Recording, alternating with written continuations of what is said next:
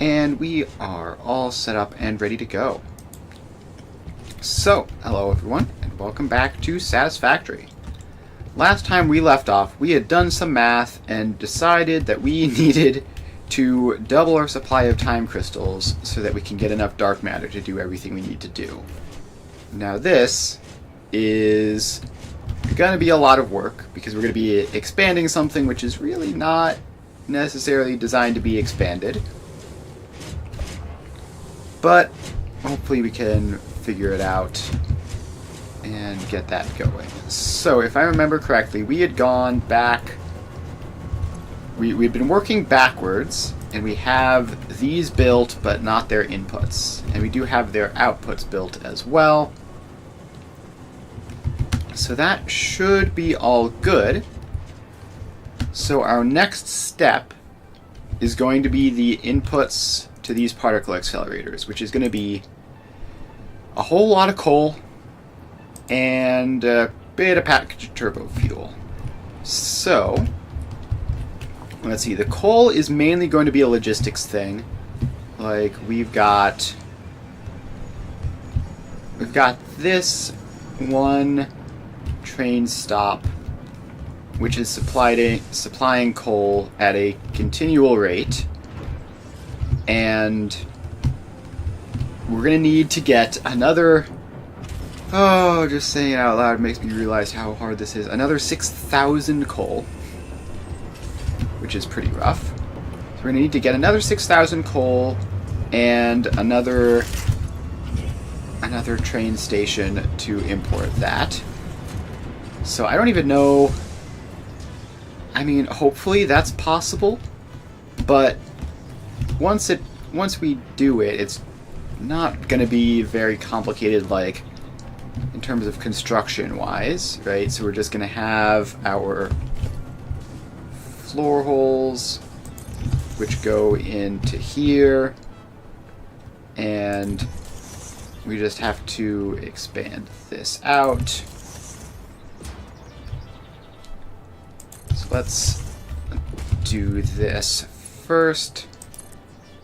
So these are all going to be Mark 6 belts all the way through.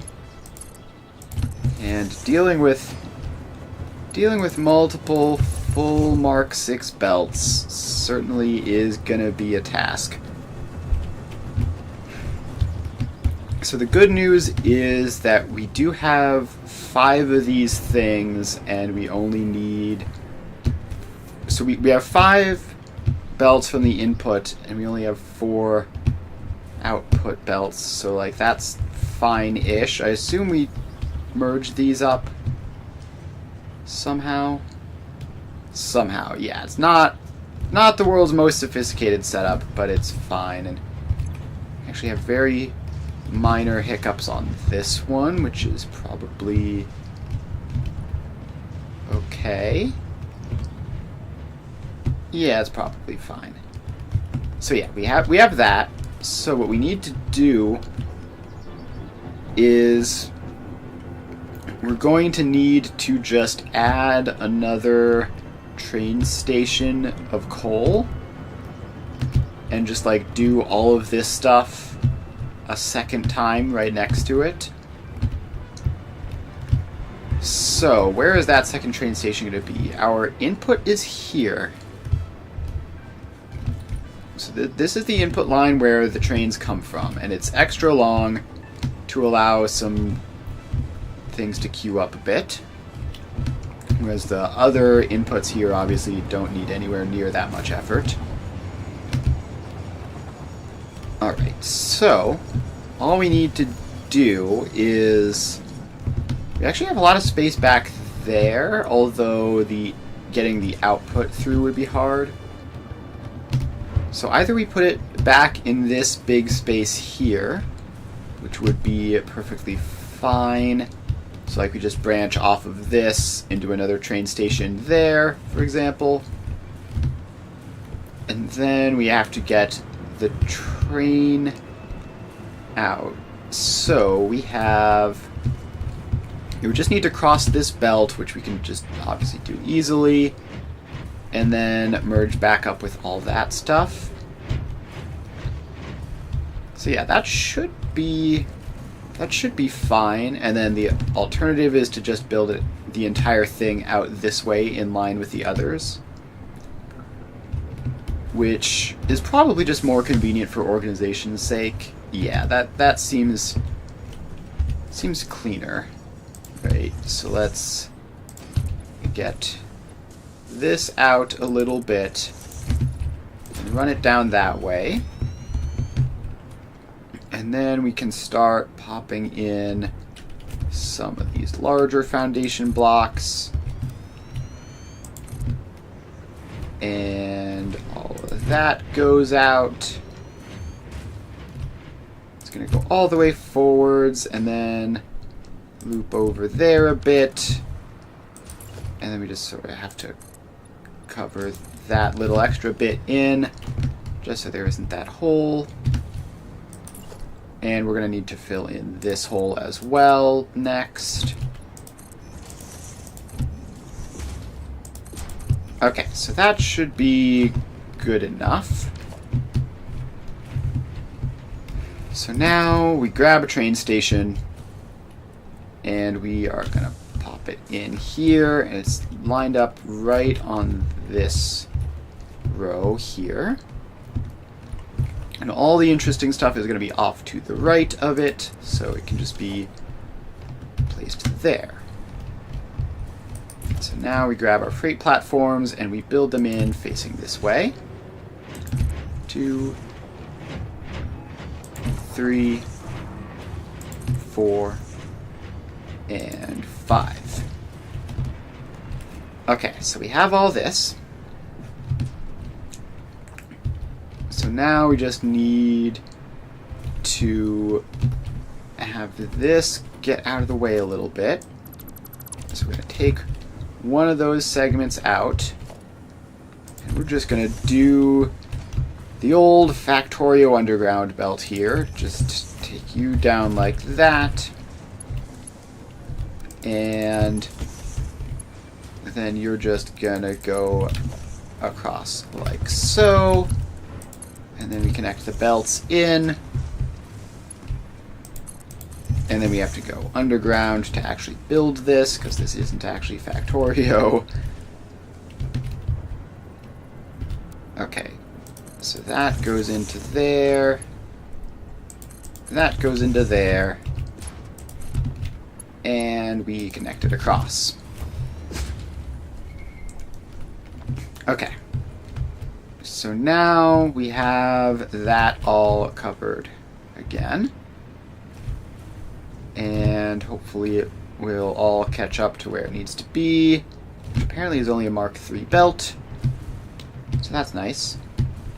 Okay, so now we've got this space and we can expand this foundation over a bit. And then set it up to go into the train station. It'll be something like that. Probably won't be perfect, but that's approximately where the foundations are going to need to be. So now this goes forwards. And then we curve it like that and pop it into the station. Okay, so we have all that. Now, we need to mess with these signals a little bit. And gosh, it sure would be nice if I could get this signal to face the other way. Like, you know, the way that it would actually make sense for it to want to go. There's some angle I can point it. No, there is not. Okay. So what we need to do then is we just need to chop that back out, have this go a little bit forwards like that, and then the rest of the way. So now we have that. And obviously that is just going into a dead end, so it's not going to do anything fancy. I think this block is fine as is.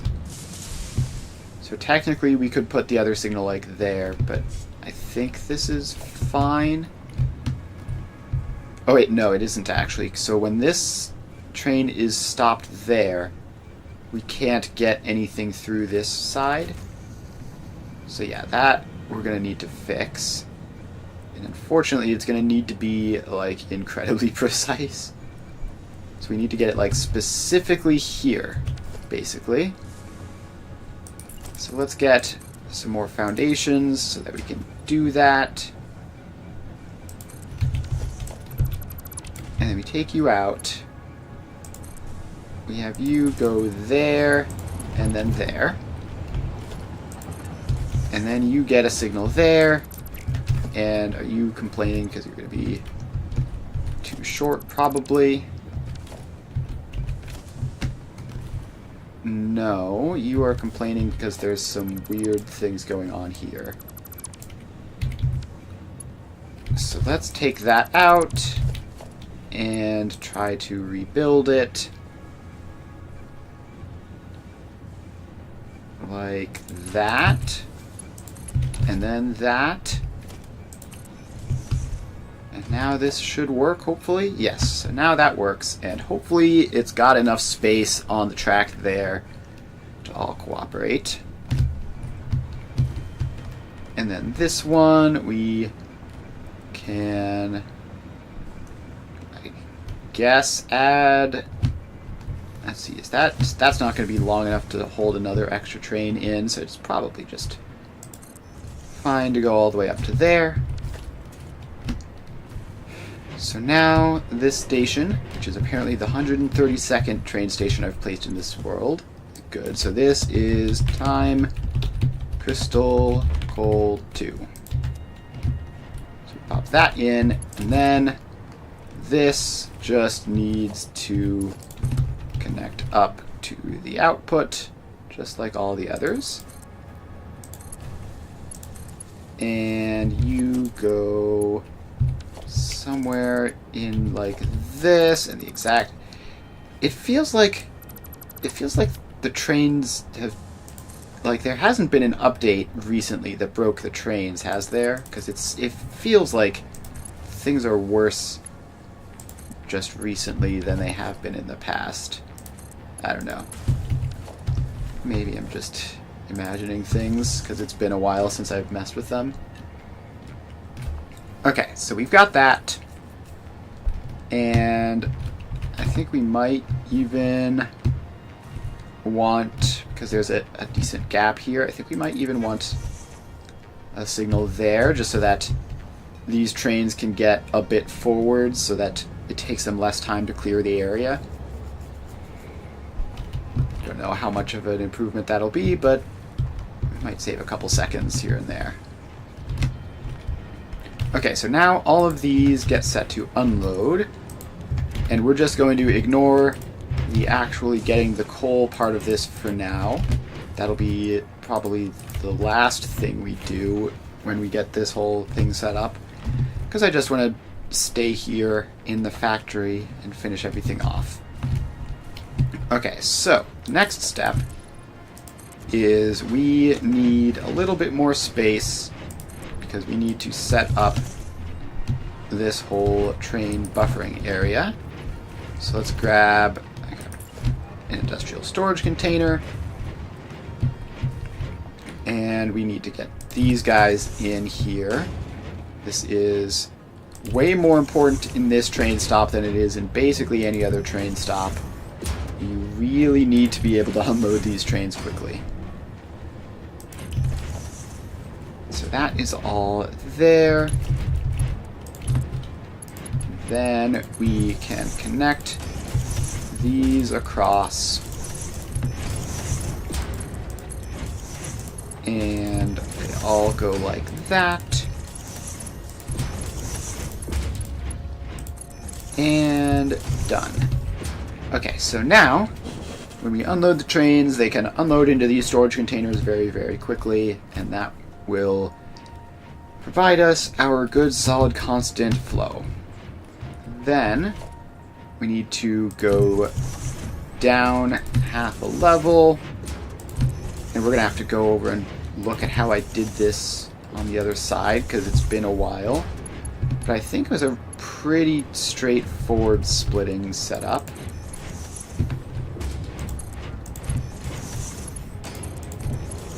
think it was like, because it's all just being maxed out belts, so we just sort of cascade from one side down, I think is how we ended up doing it.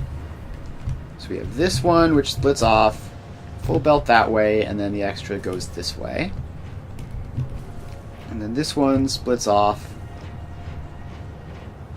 to take whatever it needs. Yeah, so it is just this sort of smart splitter priority merger setup. And I believe part of this is that, like, this one here is not one of the ones that's doing 1200, because we have some coal demand for the turbo fuel. So hopefully we can just leave that as is and then worry about all the rest of this stuff. So this was ultimately just, what, 2 walls down? Probably. I think I dismantled the walls at some point, but we can just expand this over here and then get the space with the foundation blueprints. So this goes in, make sure it lines up properly, and just place a couple of these guys down. And then we're going to need more space out this way, so let's get a second row. And that should be enough. So now we can get all of this stuff. So we just have to bring these belts down and have them rotate to face the correct way. Which took a few too many tries because of my mouse wheel being horrible. Okay, that went a tick too far down. So let's get them all lined up properly.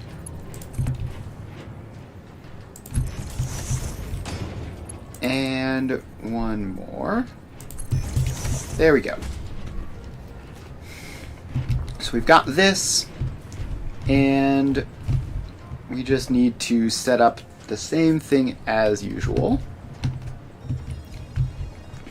So the first one here, actually I think for spacing reasons we work from this way, right? So this one just merges,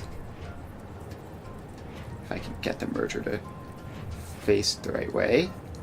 So you just merge forwards, you do a smart splitter off, and then you receive your merge. So now we have to get all these connected up. So you are priority center, you are right overflow, or no, wait, you're right any center overflow, I think, was the settings for these, because that ensures that this one is filled and then worries about this one, so that, yeah, so that's how that works.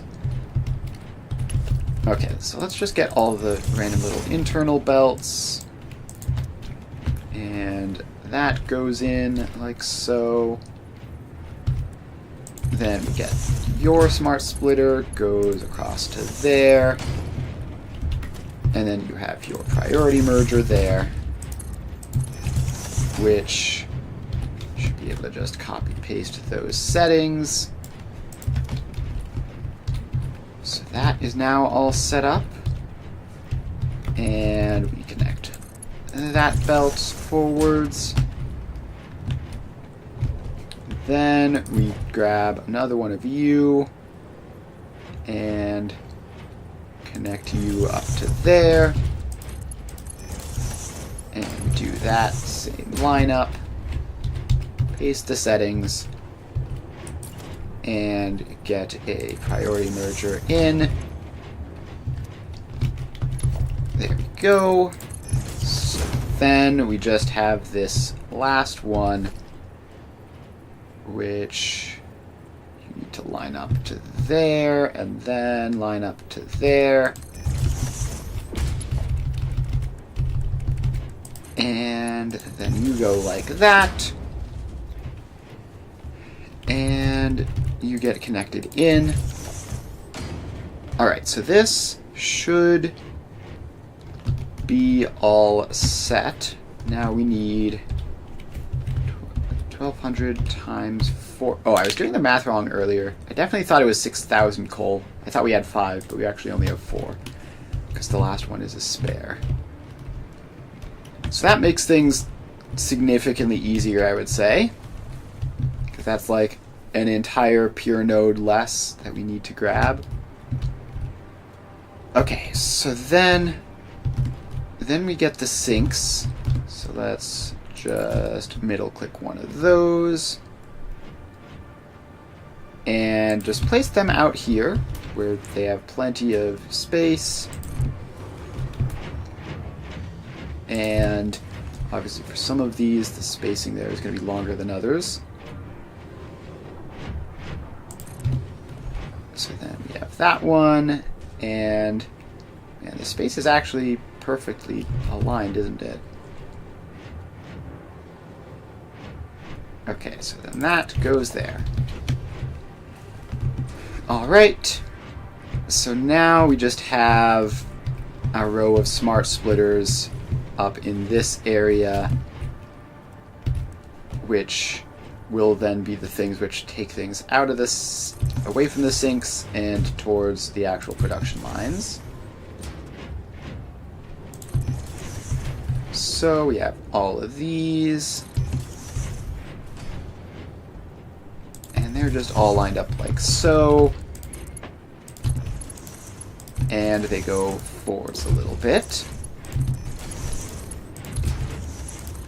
Alright, now I'm sort of back and forth on whether I want the coal to show up first or later, and I think at the moment I'm leaning towards just getting the coal so that we can confirm that all this works,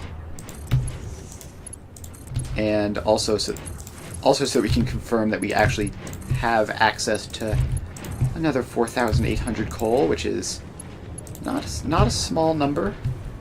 So it is possible that there's some problem with that. So we get all of those guys powered, and we have the ability to buy 2 golden nuts, by the way. So that's going well. Okay.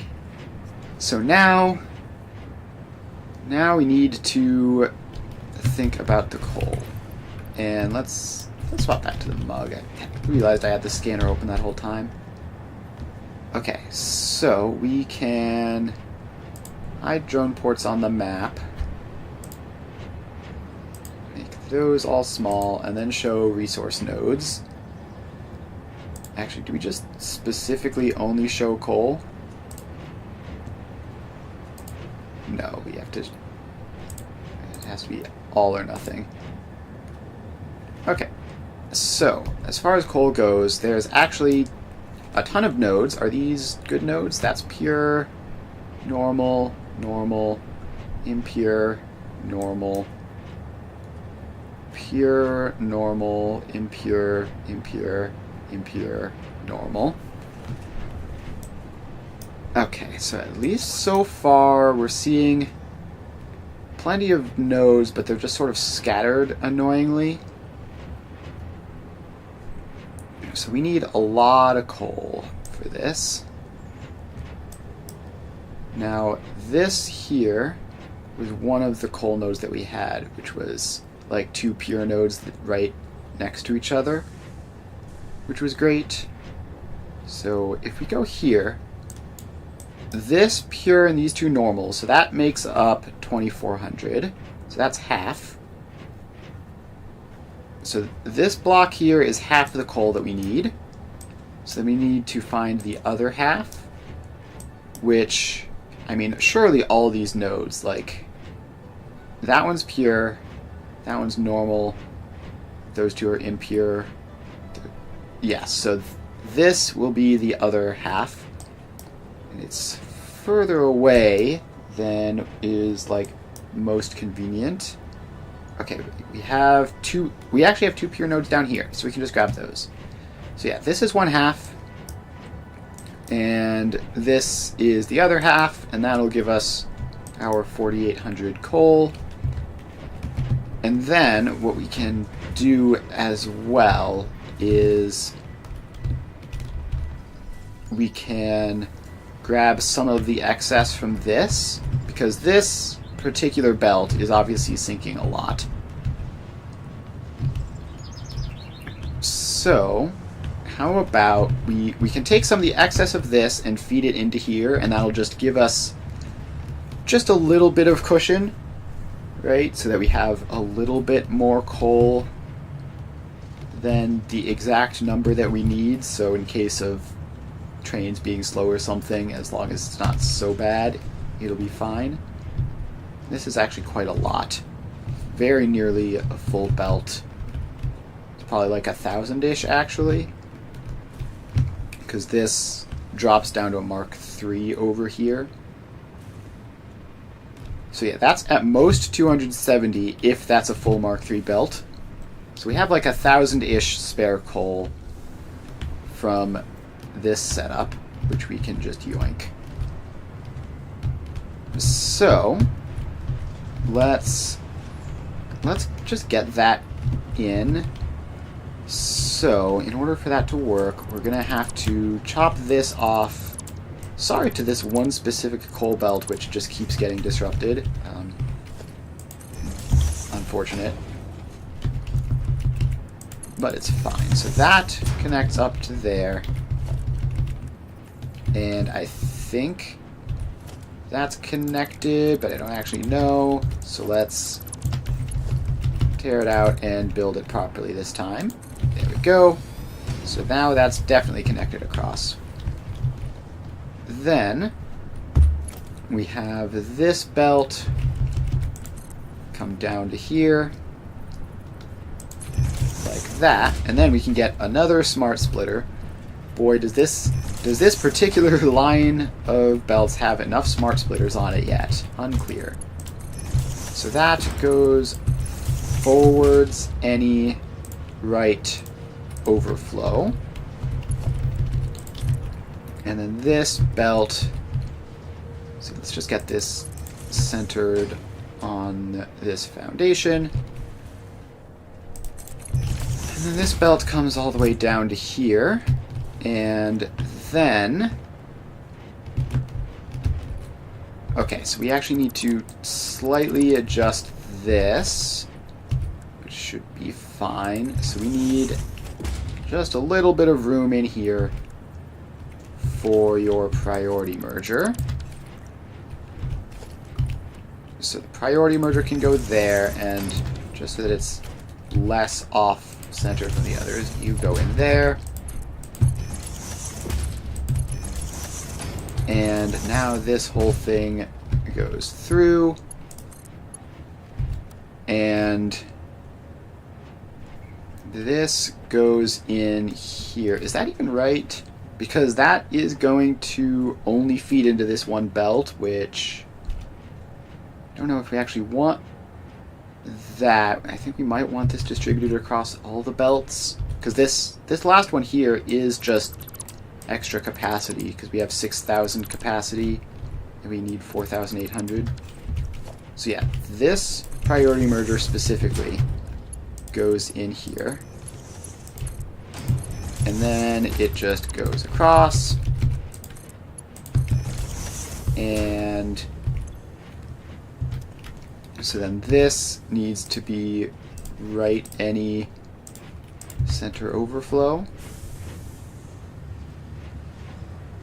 So, yeah, so now all of the coal from this, all the excess coal anyways, will go into making sure that this one is filled. And then Once this one is filled... Actually, wait. Did I do this all wrong? So the coal from here is going to... It's going to connect up with that and go in here. So we need to make sure that this belt is filled. And we have this coal, which is otherwise objectively just going to waste. So I think actually we have this one be priority medium left. And then center. So then, when all the rest of this happens... I think it just works from here on out. So it should probably be fine anyways. So center here is overflow. So this one might not be filled if there isn't enough in total. This belt here would be the one which would be empty because it's receiving the last bit, and but then it's also receiving this buffer here. So this one is definitely full because it's receiving its extra bonus from this one. This one is full because it's receiving the extras from this one. This one is full because it's receiving the extras from this one. So yeah, this should be fine as long as, I guess, as long as like any two belts are good enough, then it should be okay. And this is how we had, yeah, so as long as two belts put together are enough to fill one of these, then this system should hold. So the problem is if it gets super empty, but I don't think that'll be a problem because these should all be like within margin of error of being completely even. Now let's also just make sure that, is this all of the excess coal coming out of this side? Yes, but it's all the excess coal that's coming out. It looks like there's probably a significant chunk of excess coal that just can't quite get delivered fast enough, which is fine. I don't know exactly how... I don't know exactly where this is getting its coal from, but it's probably just the same thing I'm going to be doing here, where we have two patches which do half each. Like, so this is 4 normals, which is 2 pures, which is 2400, and this up here is a pure, a normal, and okay, this is just 2 pures. So yeah, I think this has like a couple hundred excess. More than what we're seeing here, but not by much. So it should just be fine, though. Because we have our plans to get the excess coal that we need. So let's go and do that. And then we're gonna have to figure out how many trains we're gonna need to send from each stop.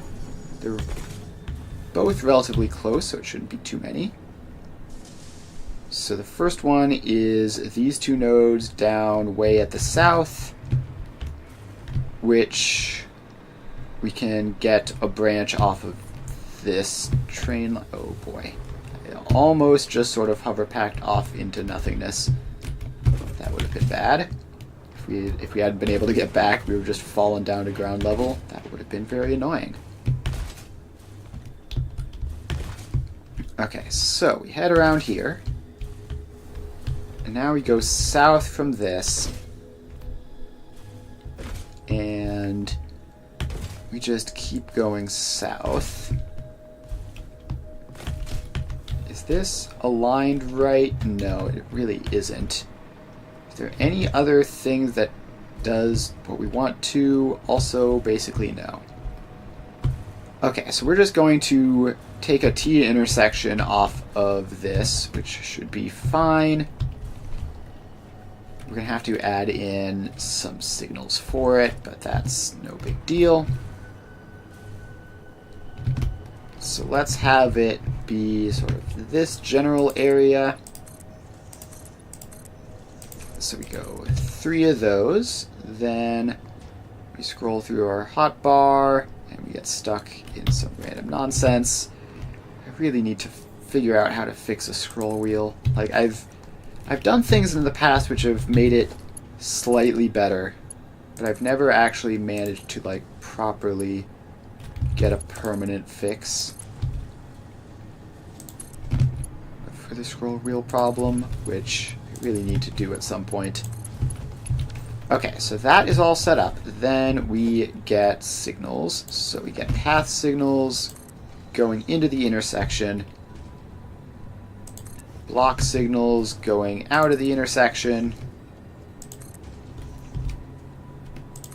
and let's see here. What's your problem? Loops into itself. Right. So which of these is likely to be the problem? So normally the way you fix that is just by deconstructing and reconstructing. So this whole thing is all messed up. So let's try just... if we just have this block signal and we just move you back a little bit. Now it all works. Nice. Alright. We've got that going for us. And now we just have to bring this in Blueprint Auto-Connect mode, very importantly. And we just have to bring this all the way over and then south a bit. And we're going to have to turn a bit early because this factory here, although I don't know how much, we should be able to go on top of this factory actually without causing problems because it is built with train height in mind. So we just go over this way, and it's going to be a couple more. We're going to probably build it right on top of the near. We're going to build it right on top of the near coal patch, and then just have the far coal patch have a bit of a belt. We could build it if we were to build it like in the center between the two, then that would just increase the distance that the trains have to travel, which might cause problems. Now, I'm pretty sure that this coal patch is like somewhere directly beneath my Christmas factory, which is going to be a bit of a problem if like we have to get the belt out around all that nonsense. So this should be about lined up properly. So now we turn south. Yeah, so now we do a turn, which... gosh, let me see if I can remember how we do this. I think you go 3 out, and then you go a bunch out that way, and then you get that. And now we just sort of fill in this area, which is where the curve happens, and then we pop these connections on, and we have our 90-degree turn.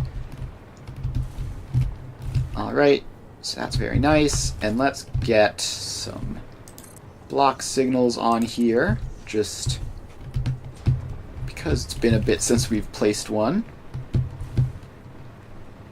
So now we just keep going, and we're just gonna keep on heading south until we're basically right over the edge of the map. So we've got a bit of a distance to cover here, but it shouldn't be too bad. Okay, so we just keep on placing these rails, and how much there's we've made good progress.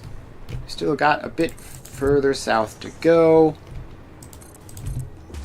And, you know, technically, because trains have to worry about the distance, it might be very marginally better to add a second to just build it like relatively early so we can save some train round trip time.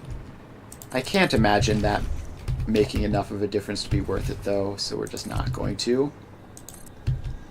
And we're going to need to add more signals in. Let's just have a couple just in case I forget later. And now we're basically at the right spot. It's going to be down there somewhere. So I see some iron patches. So the coal is like in that general area somewhere. I don't know. So now we can build our train stop. And this is going to be 2 pure nodes, which is going to be a 2 to 5 splitter, and my top bar got all messed up again. So we're going to have a 2 to 5 splitter, and then that should hopefully be manageable by a single train. It's kind of hard to say with certainty how much a train can manage, but let's see, we're just going to build all this stuff out like so. And now let's actually get the train station in.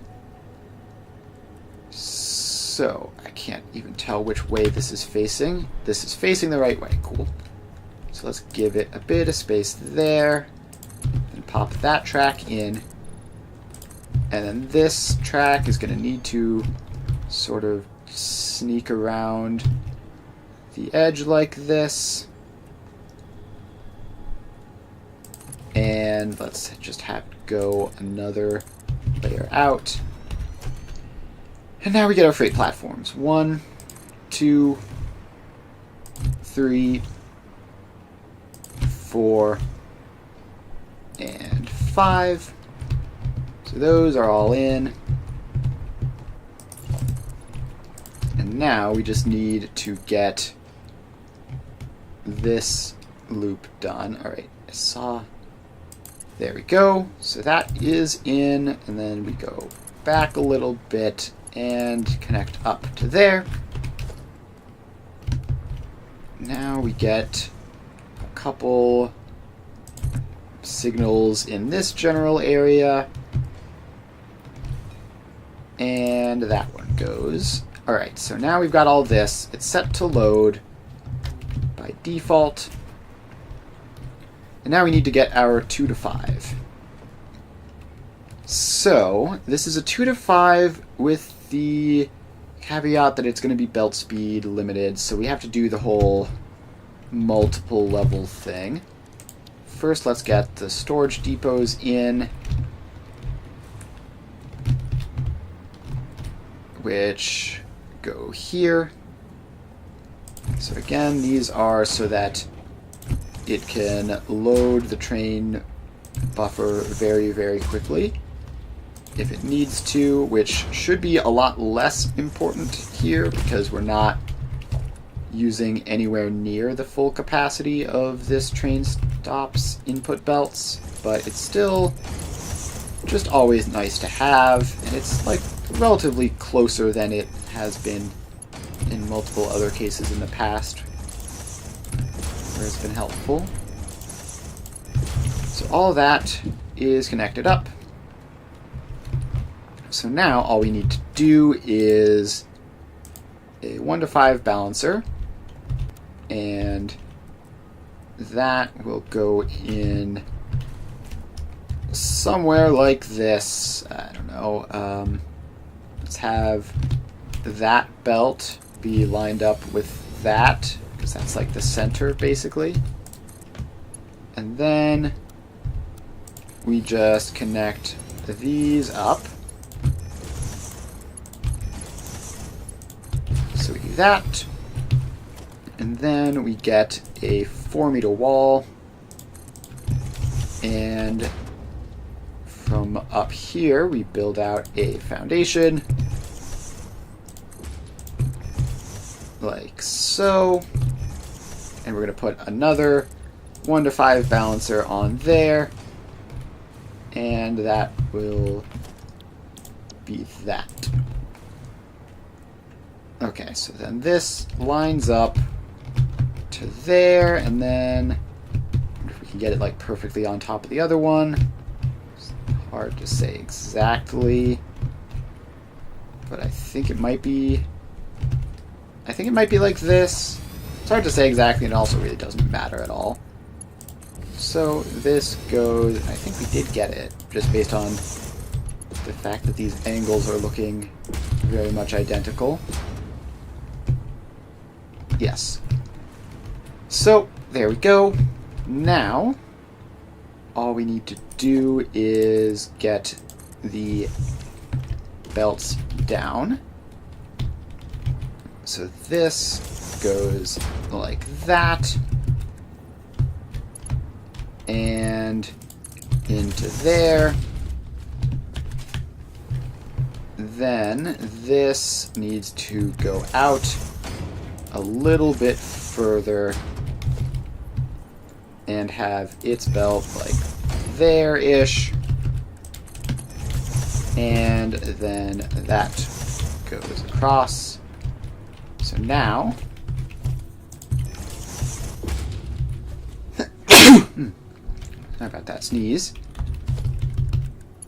Now that goes down, and we have our 2 input belts, which I'm pretty sure I remember to make Mark 6 the whole way through.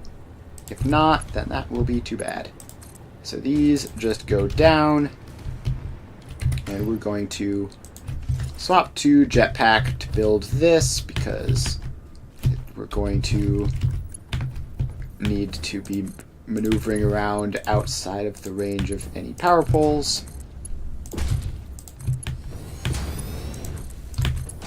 So that just keeps going down. And we keep on going down until we hit ground level, or this Christmas factory, whichever happens first. Shout out to the Christmas factory, which is still here. Gonna be very, very ready for next year. I can't imagine this world going that much longer, though. We're pretty close to done.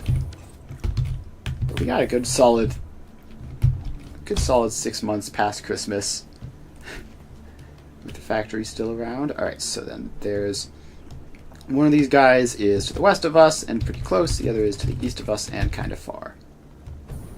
So now we just drop down to ground level and bring these lifts down to ground level with us. There we go. So let's go to this one because it's close. And there's power in the factory above us, so we shouldn't need to worry about that.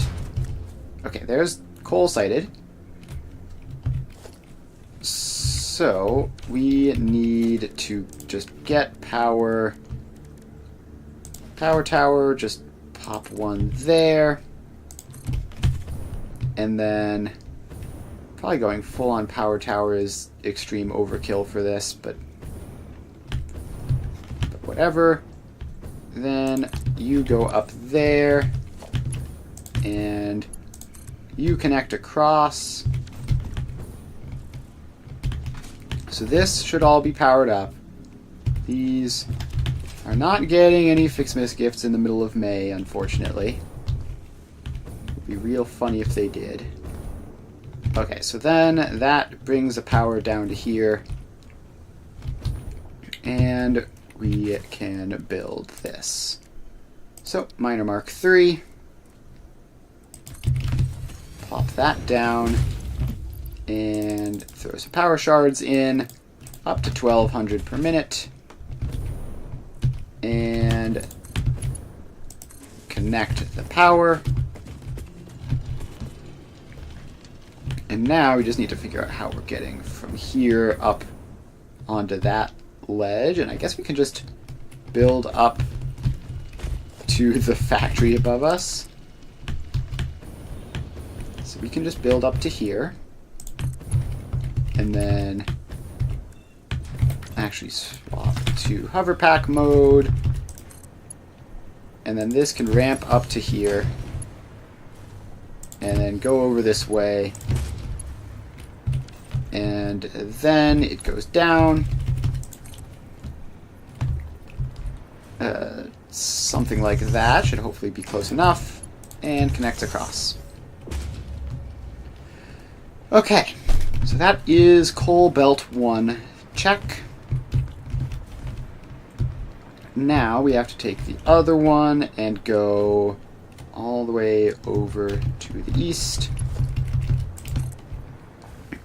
And, right, we're going to have to swap back to jetpack. And I think we're going to need to...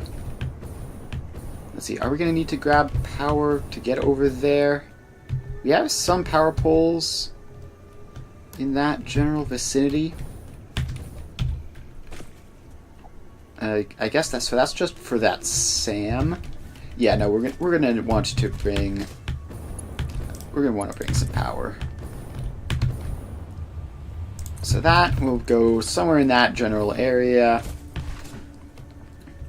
Should be at least on the right direction towards where we're going. And then we just keep building this. That one was too long. I wonder at what point do I just set the default conveyor belt type to Mark 6 instead of Mark 1. It would slightly throw off my muscle memory for how many clicks it takes to get to everything. But I think with how much we use Mark 6 belts, I think it would save time on average. Who knows?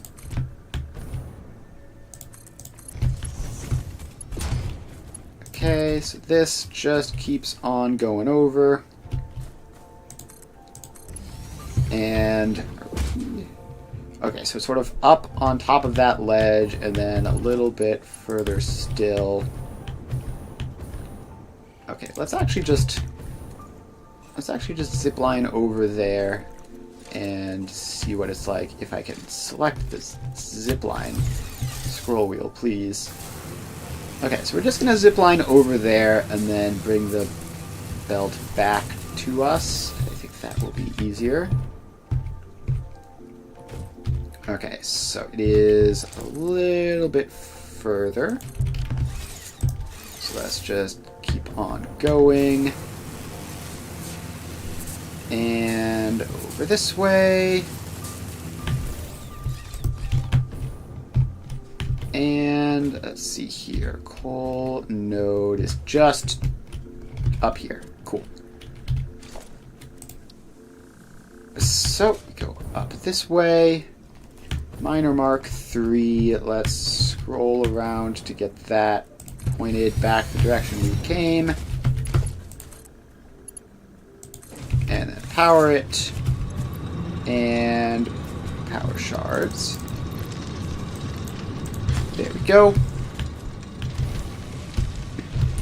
So now that's going at 1200 per minute. I know it says 480 per minute because it's just getting warmed up. There we go. So now we take this out and bring it down and then just sort of carry along until we get to the other belt, wherever we left that. I don't quite remember how far away it was exactly. If only there was some easier way of building these without having to restart from scratch if you misclick once. Okay, so now we're over this way. And surface 2 uneven for some reason. It looked fine to me, but... okay, so then you slope down to there, and we're just about there. So then we go a little bit further, and we connect them up, and that's that. Now we can hop onto this and just ride back. So this is all good. Alright, and now we just need to get all the way up to train level again to start building the trains to make the trip. And I think we'll start with one train per source. It might be all that we need. It's very likely that we'll be going up to 2 trains per source though, but we'll see what happens there. Okay, so we just need to continue climbing up here until we make it all the way to the top. And it's just stop every so often to recharge the fuel. We could go a lot further than we are per jump, but there's no point risking it really. Okay, we are up. And we can swap back to hover pack now. And we can already see coal flowing through both sides, and it's all good. So this is going to get set up, and then we just need to add a train. So, train 1, 2, 3, 4, and 5. Alright, so this train is going to be called... I guess first we need to actually label this station. So this is Time Crystal Coal Source 3, probably. It's probably the 3rd. Let's actually check. So if we Google coal. So we have Time Crystal Coal 2, and yes, so then this is... No, wait, because those are the destinations. I probably just labeled those with sort of destination-based things, so that's fine, though. That's fine. It works anyways. So you need to go to Time Crystal Coal 2, Time Crystal Coal Source 3, and then you can just run as you run, and there's no need to worry about only running when you're empty or anything. That can just cause problems, so we're just going to send you off as is. And it's funny, when it's split across 5 belts like this, it doesn't look like it's even that much, but no, it is indeed 2,400 per minute. It's real fast, even if it doesn't look like it. So that is all up and ready to go, and I think, yeah, so we'll definitely have a full train's worth of cargo by the time that first train shows up. And so this should be a good solid source of coal. So that is all good. And I guess we stick around for one loop just to make sure that nothing weird happens. But it should be fine. And the loop shouldn't be too long, right? So if we just show the trains. So we've got all those guys. I don't know where this is. Okay, it looks like we have actually a semi-gridlock up this western route. I might have to go and investigate that, because that doesn't look good. So let's go investigate that and just assume that the coal will be fine as long as it doesn't get caught up in that unrelated problem. Alright, we need more of these guys in. So just sort of placing these based on vibes. We just want one every so often. And I need to make sure to keep track of which direction they're all facing and not place them backwards. So right is forward, left is backwards. That's just how you have to remember it. And let's get a couple in this area too. Theoretically, these should be very unnecessary if there's only one train in this area, but as soon as we decide that the train throughput is low enough to need a second, we're going to want all these guys in. So that should be that, and then we're probably going to want one block along this area, just prior to the Caterium stuff. So let's go there and there, and that should be enough to not cause any problems. And then we can then just investigate what's going on with that traffic jam there. If it's even a traffic jam, which is hard to tell for certain. Okay, so that is just a random unrelated train. I guess we'll hop on this to see what's happening. Oh, fell off the end. Okay, so this, yeah, these trains are definitely all getting held up when they try to go this way. Let's see here. What is causing that? Oh, okay. Nice hitbox you got there. Fascinating. Okay, so up this way, it's like relatively clear.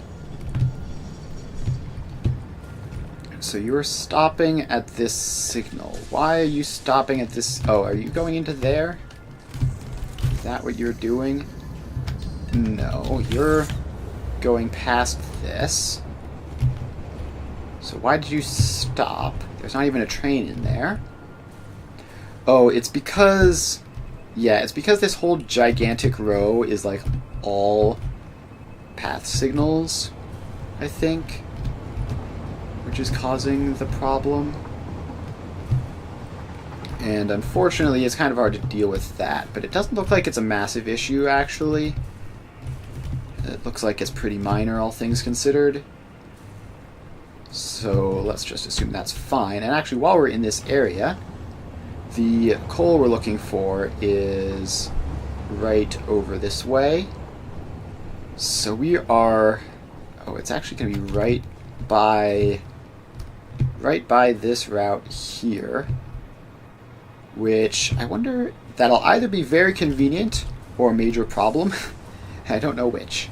So either it'll be very convenient because there'll be train tracks right next to where we're going, or it'll be a major problem because we're going to be trying to go somewhere and there's already going to be stations there for random unrelated factories. So let's head on over and figure out which of those scenarios is going to happen. So we're trying to get right to there, right by the turbo motor aluminum train is right now. So off we go.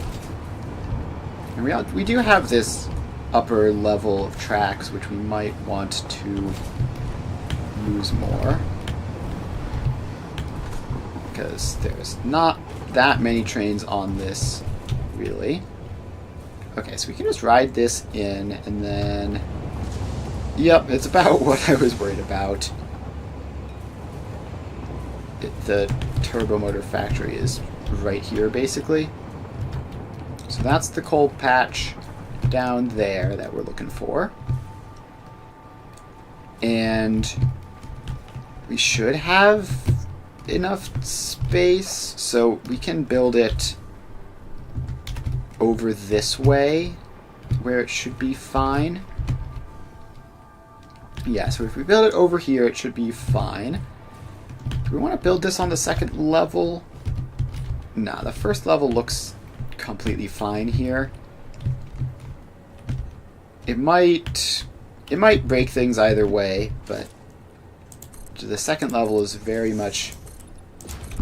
It takes a little bit more work to get things set up there, so if we don't have to use it, I'm not going to. So let's build this out. And how far do we even need to go? We basically don't need to go anywhere for this. Okay, so let's connect you up. And connect you up. Like that. And of course now we break things. Yeah, okay, so just because of that there, if we make this a four-way intersection instead of the awkward 2-3-way intersections right next to each other, and this is not a normal four-way intersection. Interesting. And also it's all broken. Yeah, me building onto here must have caused that. So we just need to rebuild that so that it knows that it's fixed again. Okay, so I'm sure there was some very good reason why I removed that. It's probably fine. It's probably fine. So if we just pop this in, stick a two-way rail on it. So this should be all good to line up like that, and then let's see, so this is the input side. Yeah, so this absolutely does need this to exist. So whatever reason we had for not building that, hopefully it doesn't extend to not building this either. And this whole area is a mess. You know, I'm starting to think maybe I build this on the second floor, but no, it should be fine. We even get to not worry about the signals because they're just already in.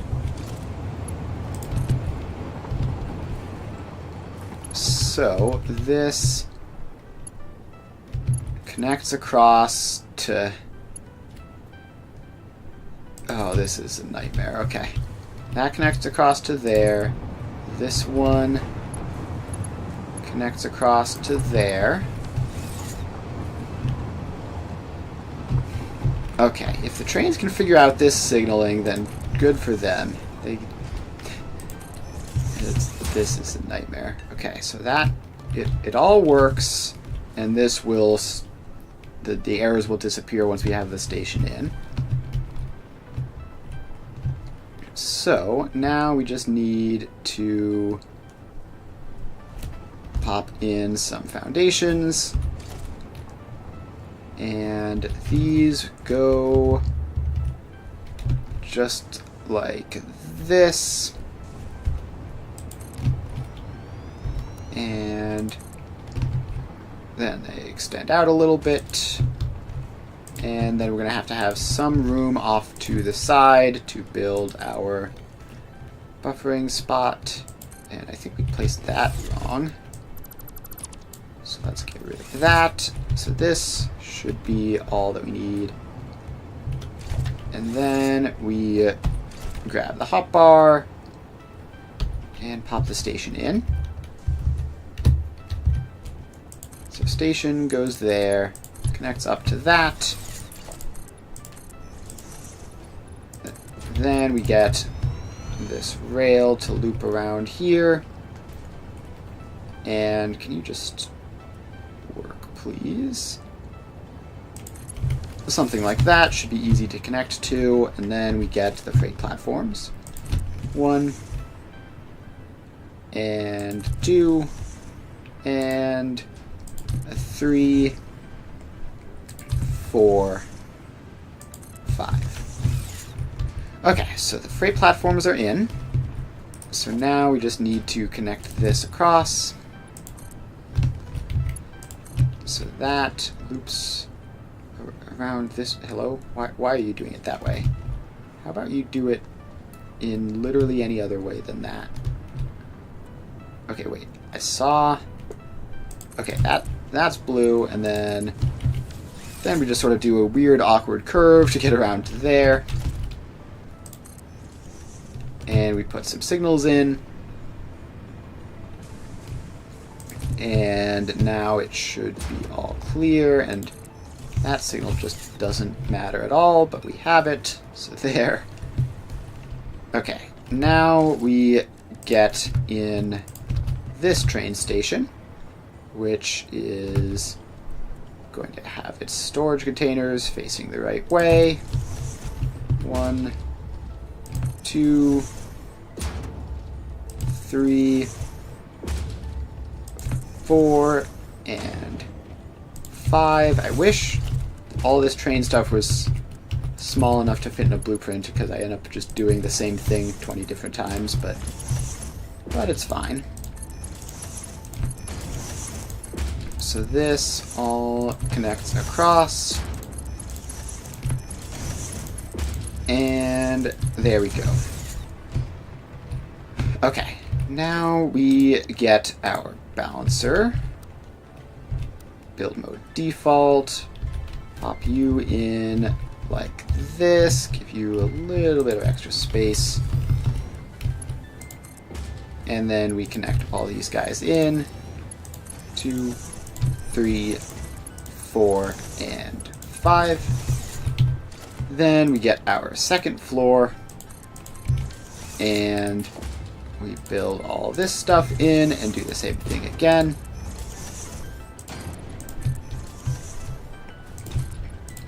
So that all goes like there. 1 to 5 balancer. Then goes in somewhere like that. I don't know about the exact placement, but it should be fine. And then we connect all the belts up. There we go. So that should be everything. Now, I'm correct that this just requires the 2, right? So we have a pure node down there, and then these 2 are both normal nodes, right? I can't hover over it, but probably. I'm pretty sure that was how it was when I checked. So we are going to combine the 2 normal nodes up onto one belt. And then we're going to bring the pure node up on the other belt. And then we'll be good to go. So that just goes up. Wait, no, that doesn't need to do that. That doesn't need to get all the way up here. Obviously, these need to be the other way around. This one in here needs to drop down relatively quickly. Like that. And then this one up here is the one which needs to go all the way out this way. So that, I need to put the floor hole in first. So all of this goes in, and then it goes down through to there.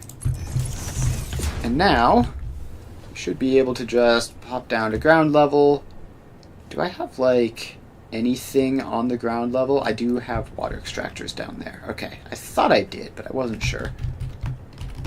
So that means that we don't have to worry about bringing power down with us. It's already there.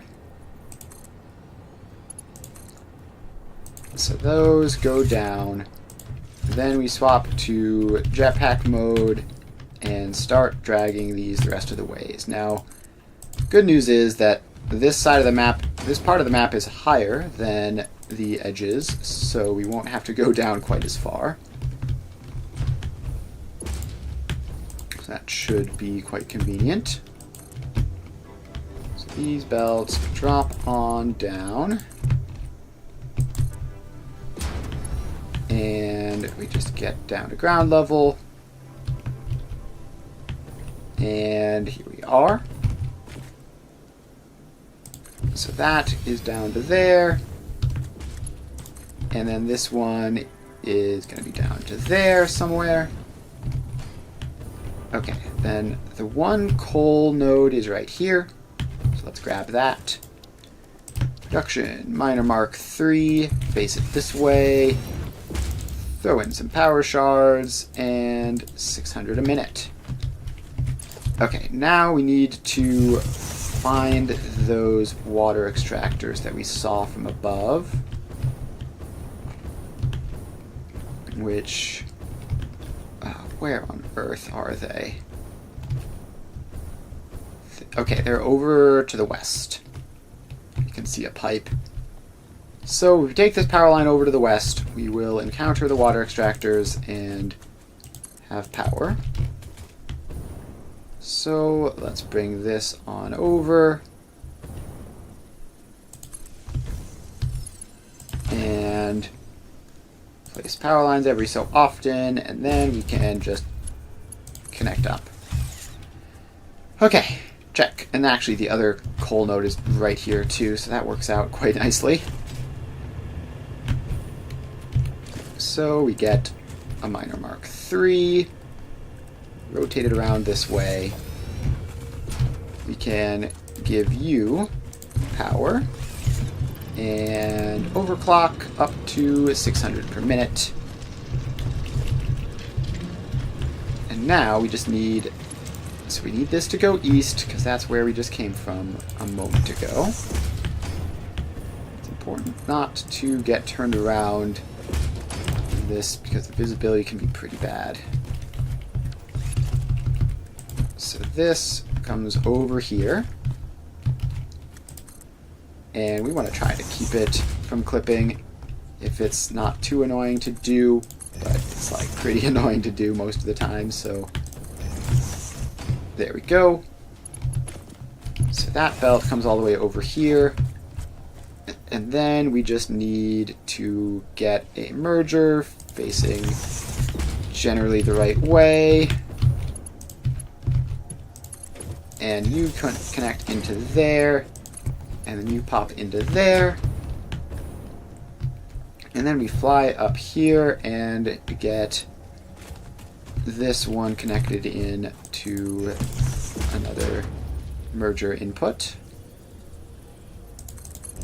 So there you are. And there you are. So that'll be one of them. And this is obviously going to look buffered for a bit, so let's just fix that real quick. Just for aesthetic purposes, nothing else. And it'll probably wind up looking this way anyways, but whatever. Okay. But we need to clear my inventory out, so let's get some of these random items out of there. A lot of this stuff is still necessary, but we don't need like 10 aluminum scrap. And we should be fine. We should be fine from here. So that is one set of 2. And we've managed to break the trains, it seems. That's fine. We're going to just run down and grab this pure node. That's an impure node, right? Not worth getting. Yep. Alright, so we just need to head south. And do we have other things down in that area? Quite possibly not. Okay, so we are going to want to bring power with us. So let's boost up to power tower platform and get that connected in. And then we can jetpack up to here and place it all the way as far as it'll go, basically. That'll be a decent start. We've got a long trip ahead of us with the belts anyways. So now we bring this up. Okay, so that's too long, so we need to stop part way and then go the rest of the way up. And then we need to keep on just navigating around this terrain and just keep her going. And we're heading pretty far south, so it's not going to be a quick process. And then as soon as we're done with this, we're going to go back and fix what we've done with the trains. Because clearly it's not happy with the addition of this station at all.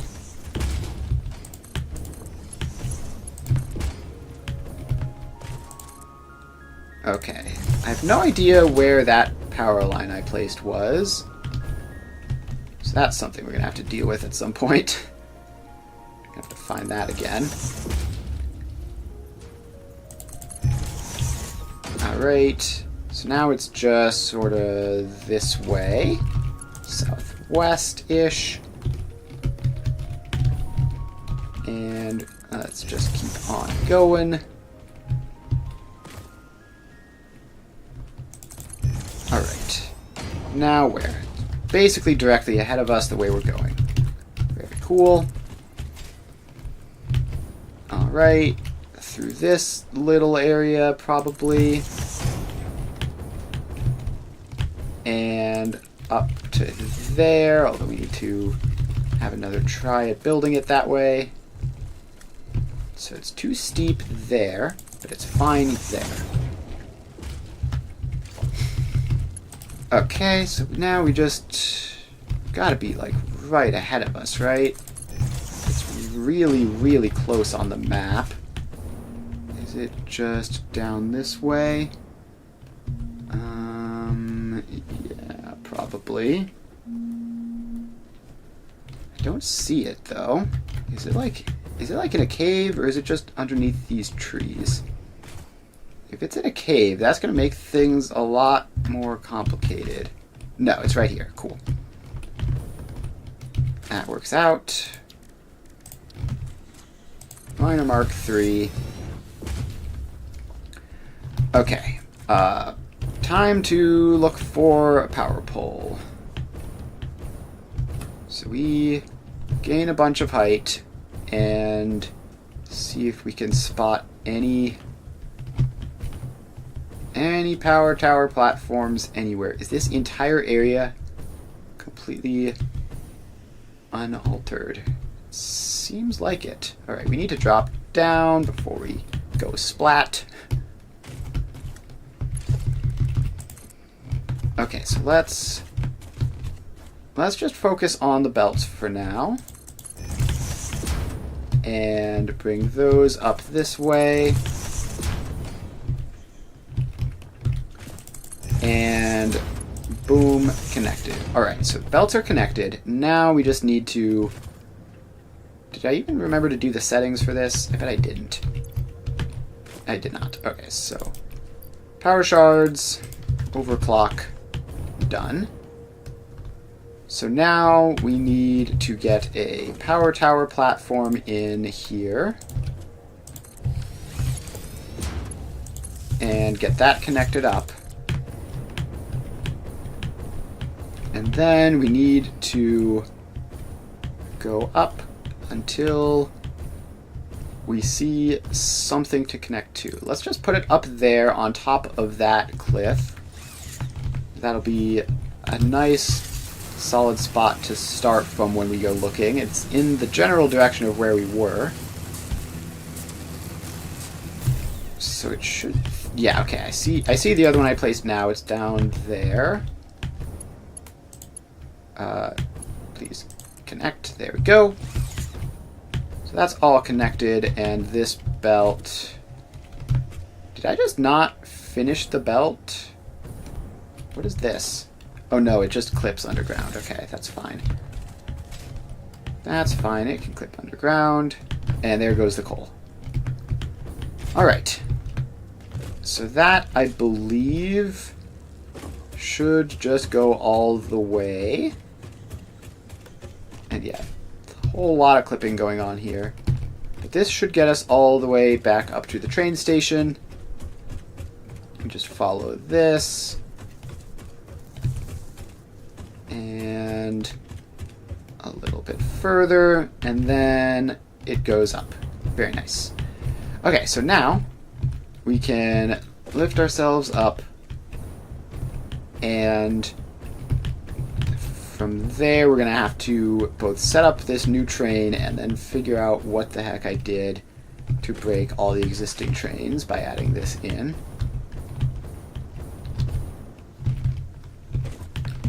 So we just have to stop every so often and keep going up until we get there. Alright, here we are. We are on the train level. Now, what has happened here? So, the answer is that this train has tried to go into here and then just sort of randomly stopped for literally no reason. What are you doing? Station unreachable. SC copper. What are you doing? Why are you in here? What happened? Okay, so step 1, turn off self-driving, push you forwards a bit. So you're in this area now, you're going to have to go all the way through. So we're going to get you out of that and leave the locomotive. So then we are going to just turn on self-driving. Next stop, still unreachable. But because you're out of the way, hopefully all this deadlock shouldn't happen anymore. Now, how on earth does that make sense for a station to be unreachable, despite the fact that I literally only added intersections on? Okay, so now you're also just sitting in the middle of the intersection for no reason. Why are you doing that?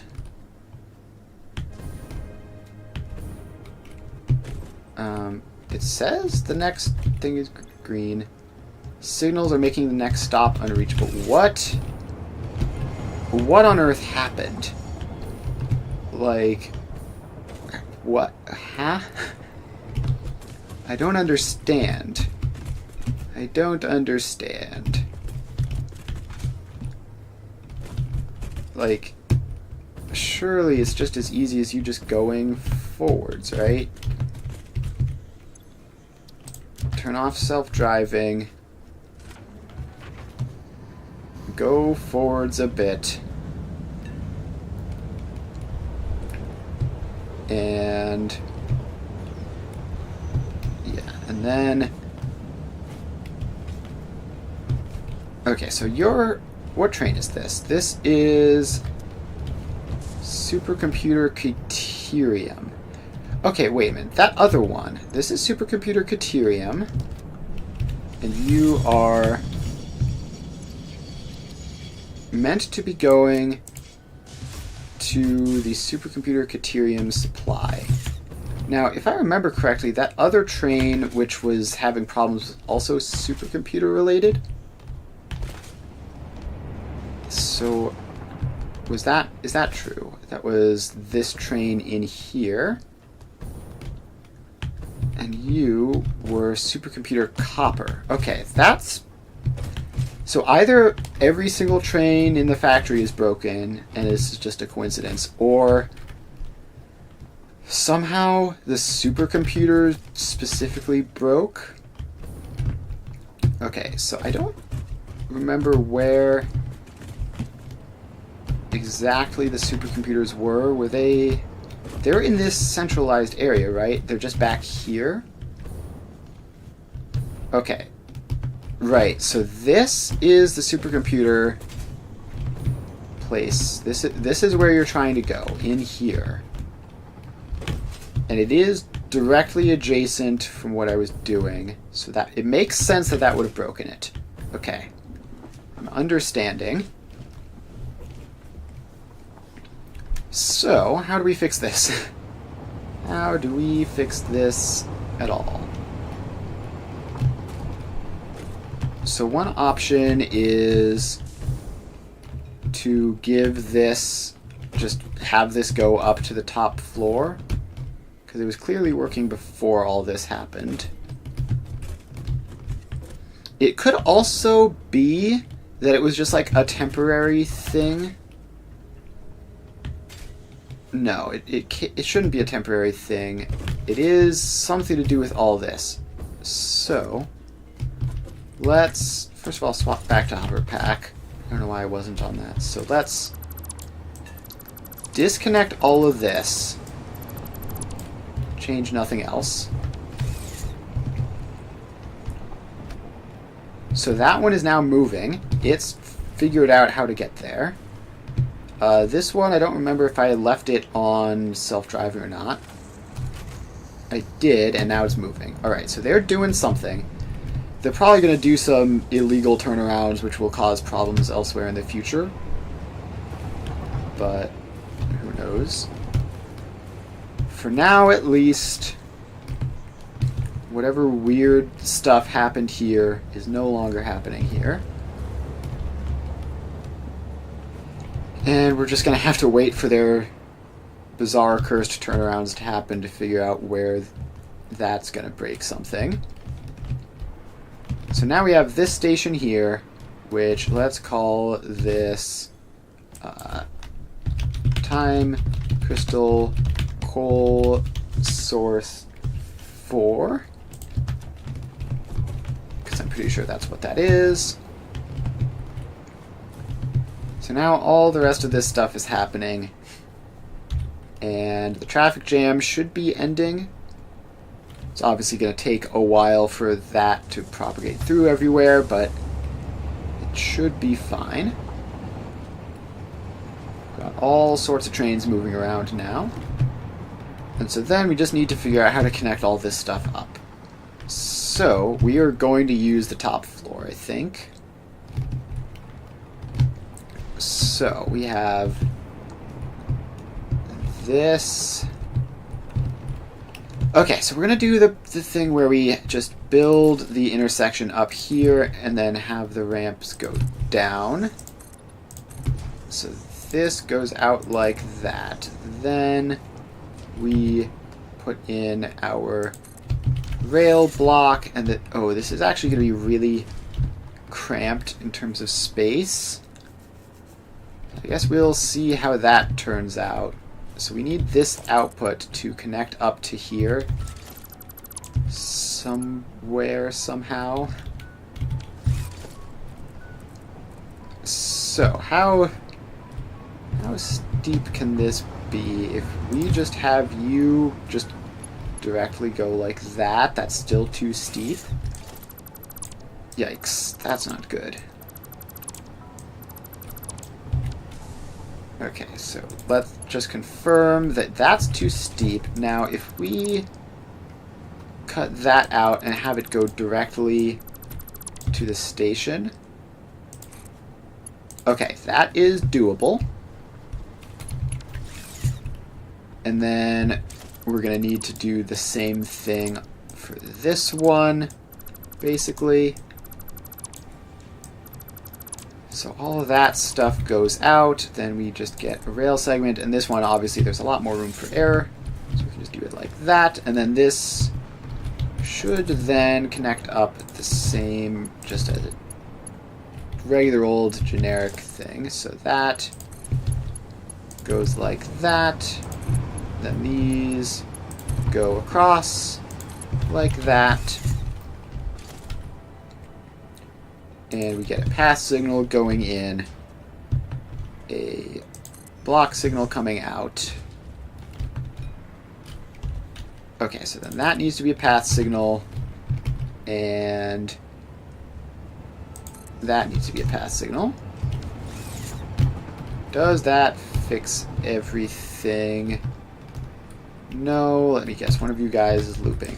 Alright, so let's move this guy back to there then. And now this whole thing functions properly, and we're all good. Okay.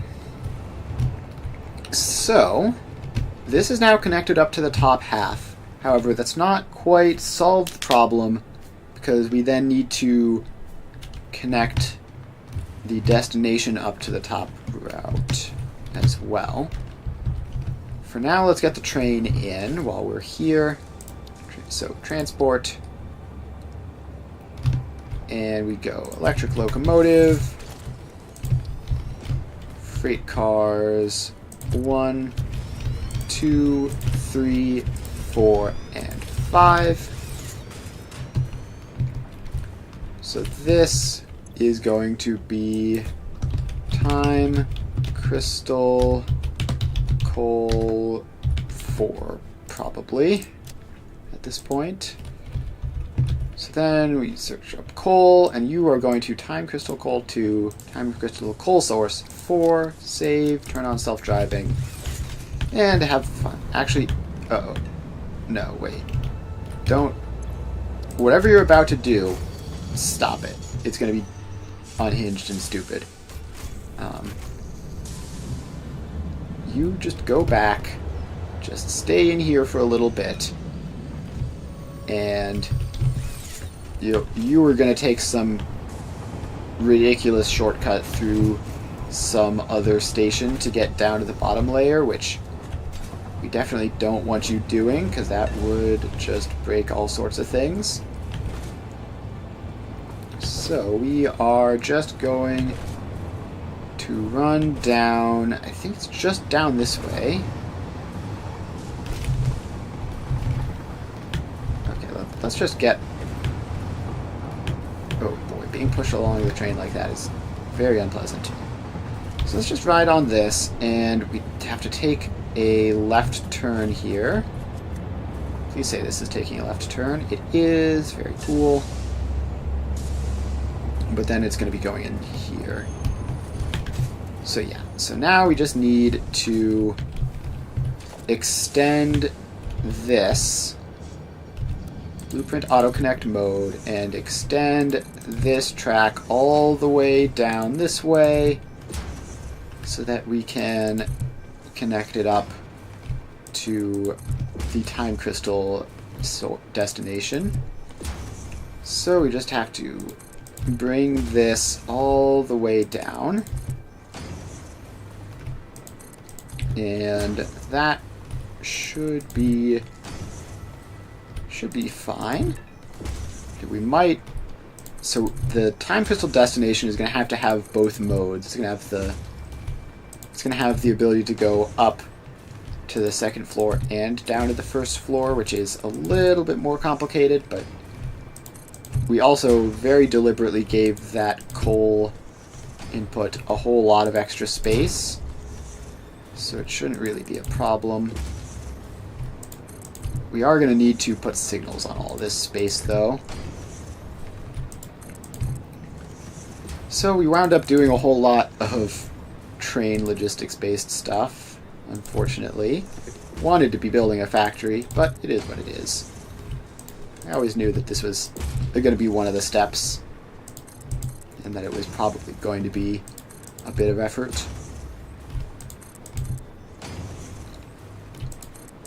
Alright, we're almost there. We're going to need to make a turn.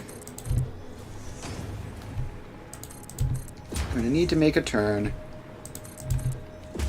and then get all this stuff lined up.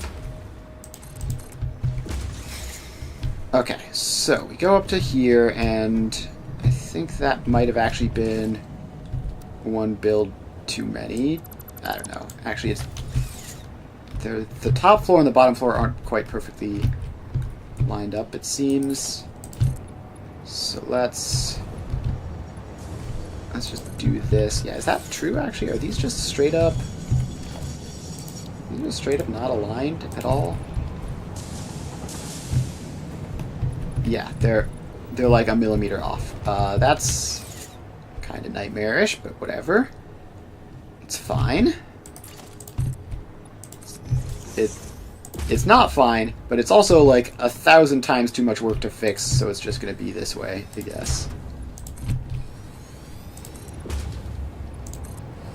Alright, so that loop goes around like so. And then this is not going to be quite the average traditional curve because we're going to have to do some things a little bit more manually because the spacing is wrong. But it should still be fine. So you need to go a little bit further up and then curve around like that. And you also need to go a little bit further up and then curve around like that. Alright, that should be fine. I don't know how these managed to get misaligned like this. It's very annoying, but it is what it is.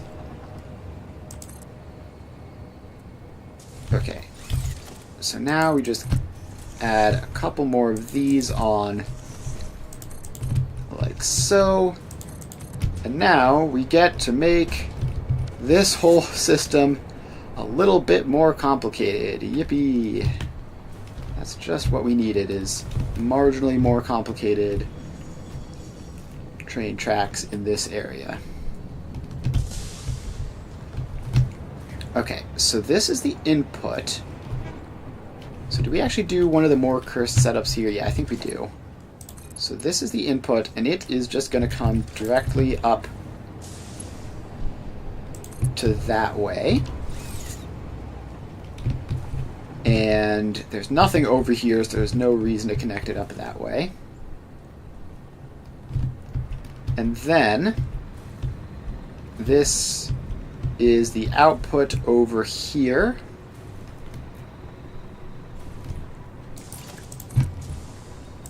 And we need this track to go out this way. And yes, this is horrendous. No, I'm not going to do anything about it. So that pops down like that, and that breaks all this stuff. Probably because it loops into itself. So now we get some signals in. So that gets some signals, and then let's see, we actually need a path signal going into that and a block signal coming out. Then you need to be a path signal, and then I guess you need a path signal. Okay, so that should be set up. And now we just go down here, and that is all good, I guess. We'll put a couple signals in there because at some point in the future we're going to need them. And then, okay, yeah, that's not the most elegant setup I've ever done, but it's fine. So now we just run along this way, placing path signals not path signals, block signals every so often. And we just want to leave like a good amount of space, but not a crazy amount of space. So that just goes through. This is going to be a long block signal placing trip. So we just keep on going. And yeah, this is going to be a lot of block signals to place. But we'll get there. It's not that bad ultimately. So this all goes in. And once we're at the corner, I think the top floor is signaled past that point. So that we shouldn't have to go the entire way, basically. So just a couple more. Like there, and then I think maybe one more in this area here. And probably one more in here, and then that will definitely be good. Okay, so that is all covered. And from this point on, we have signals already. So that's all fine. Now we head down this way and we get that train set up, and we're definitely going to need to just ride that train to see what happens with it. And speaking of which, there is a jam again on the lower floor. Probably because of those confused supercomputer trains, although it might be lucky and it might not be. Let me guess. Yeah, so you're in there taking up the space. You're trying to get into here, but you can't because you're there. Alright, so all we need to do for that is just send you on your way. So then that train will go out, this train will get through, and then it'll all work again.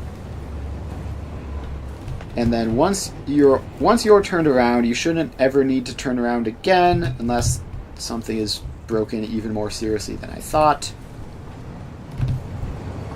Okay. So let's hop onto this train, and it's stopping here. So yeah, we're going to let that all cool down, and then hopefully the other one was just able to turn around without effort. The other, supercomputer copper train or whatever. So now we've got this train here. It's got plenty of stuff. So you turn on self-driving, and you're just going to go and do a dry run first, which is fine.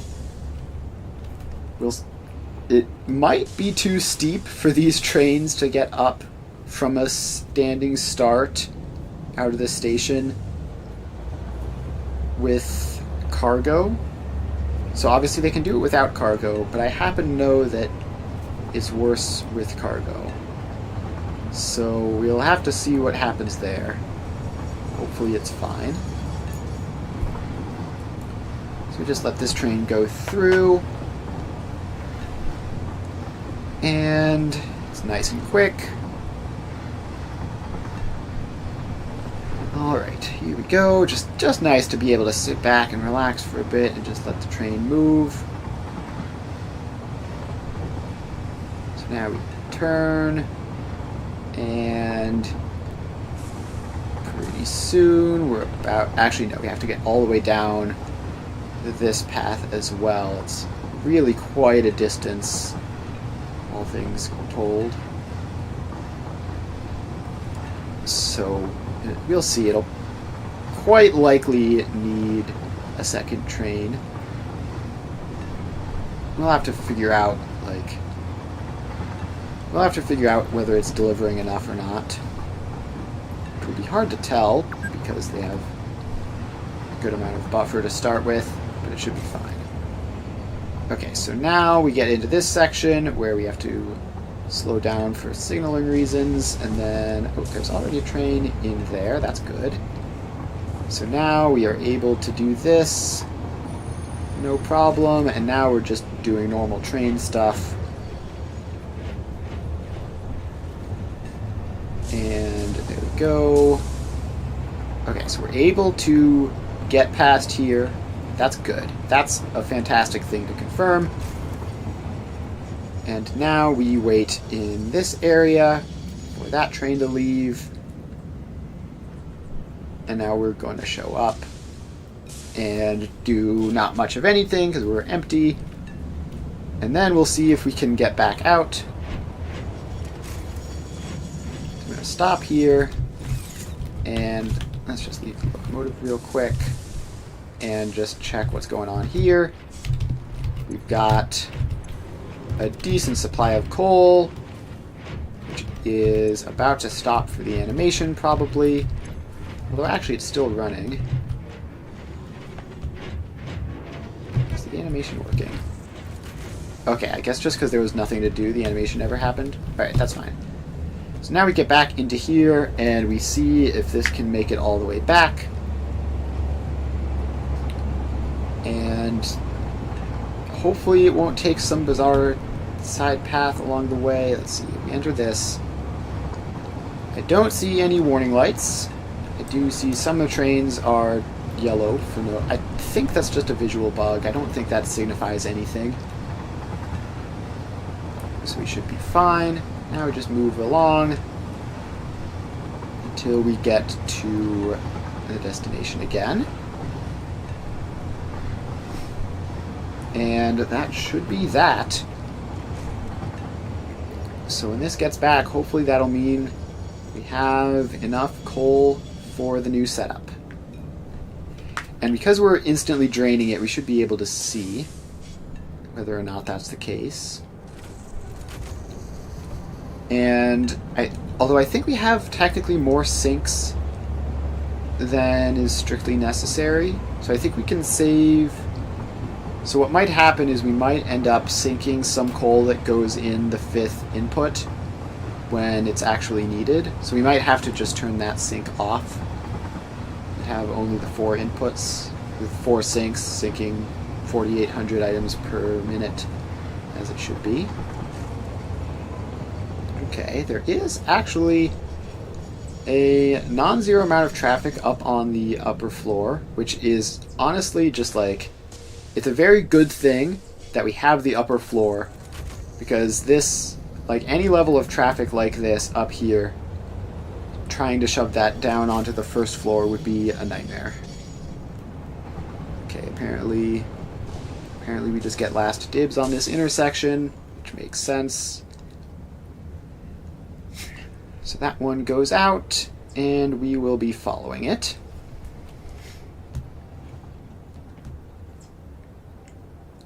So there we go, just have to wait for it to get a little bit ahead. And there we go. So yeah, the path signals wait until basically the block signal after them is available completely, so that we can pass entirely through the intersection without causing problems. And now we should just be dropping down here and picking up some coal. Okay, so that's all good. And okay, for some reason this one isn't working. Why are you... Did something in here... Oh, is this connection fake? I bet this connection is fake. Okay, so if we just take that out and connect you in directly, then yes, now the coal flows from that. And did we manage to get that in before the train left? We did. Okay, so now let's run along the top. We have full cargoes of coal that we can now bring back. And we are going to have to figure out whether these individual trains are enough to get all the delivery through. Like, can one train along this relatively long path carry 2,400 a minute? That's the question. And I guess, actually, let's think. So each of these cargo paths is 4, 8, 16, 24. So each of these, if I'm right, is 3. Actually, I can just click that. Yeah, 3,200. So 3,200 times 5. 3,200 times 5 is 16,000. So 16,000 divided by 2,400 a minute is like 6.6 repeating. So basically what this is saying is that if this path takes less than 6 minutes to complete, then it should be able to keep up. If it takes more than 6 minutes to complete, then it won't be able to keep up. So, does this take 6 minutes to complete? probably not. It might be close though, honestly. It might be like 5 minutes. I don't know. Let's see, it's 3:55 now, and we have sort of just left. So I guess we can figure out whether it's completely out of the question just based on this. So if it's, if it's 4 p.m. by the time we get there, then it's definitely not fast enough. If we get there before 4 p.m., then it's more up in the air. And also, for some reason, the traffic here is terrible right now at this exact moment. Like, what is that train in front of us even doing? It's aluminum 2, bauxite 3, and it's just sitting there at the intersection doing absolutely nothing. I wonder if there's some weirdness with that intersection.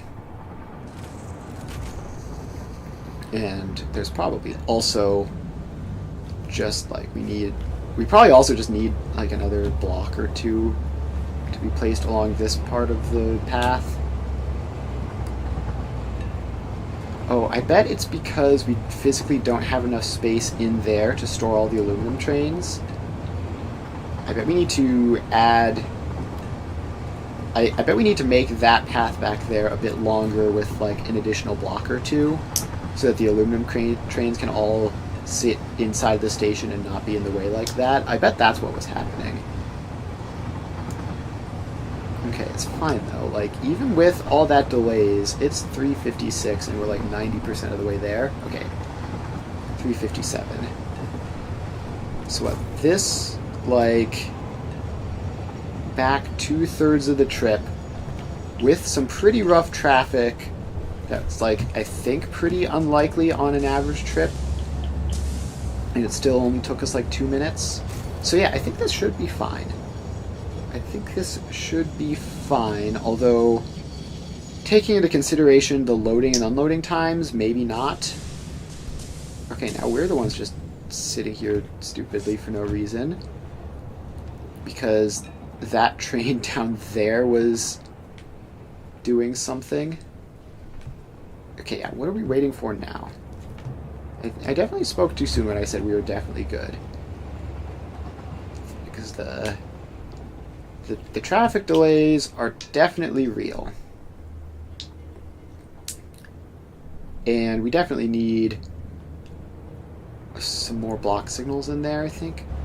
Okay, now we're just sitting there. There's like a billion trains ahead of us waiting for this, apparently. So yeah, we need to get some more stuff in there for that. So how does this signaling area look? So this entire thing is pink, including all of this output. So if we put a signal there, then that means that trains waiting to leave won't cause problems for us entering. Although, maybe just here, actually. If we can just get... Please just get a signal, like, there. So with that signal there, we should be able to leave up here while stuff is happening down there, and that should be a bit of an improvement. And then, let's see if we can get... like, maybe... It's just hard to tell how large exactly all these need to be. It is also worth noting we have some excess coal from the previous station, so we don't necessarily need to be perfect. As long as we're close, right? As long as we're close-ish, it should be fine. So here, let's see. Oh, this just never runs. This is...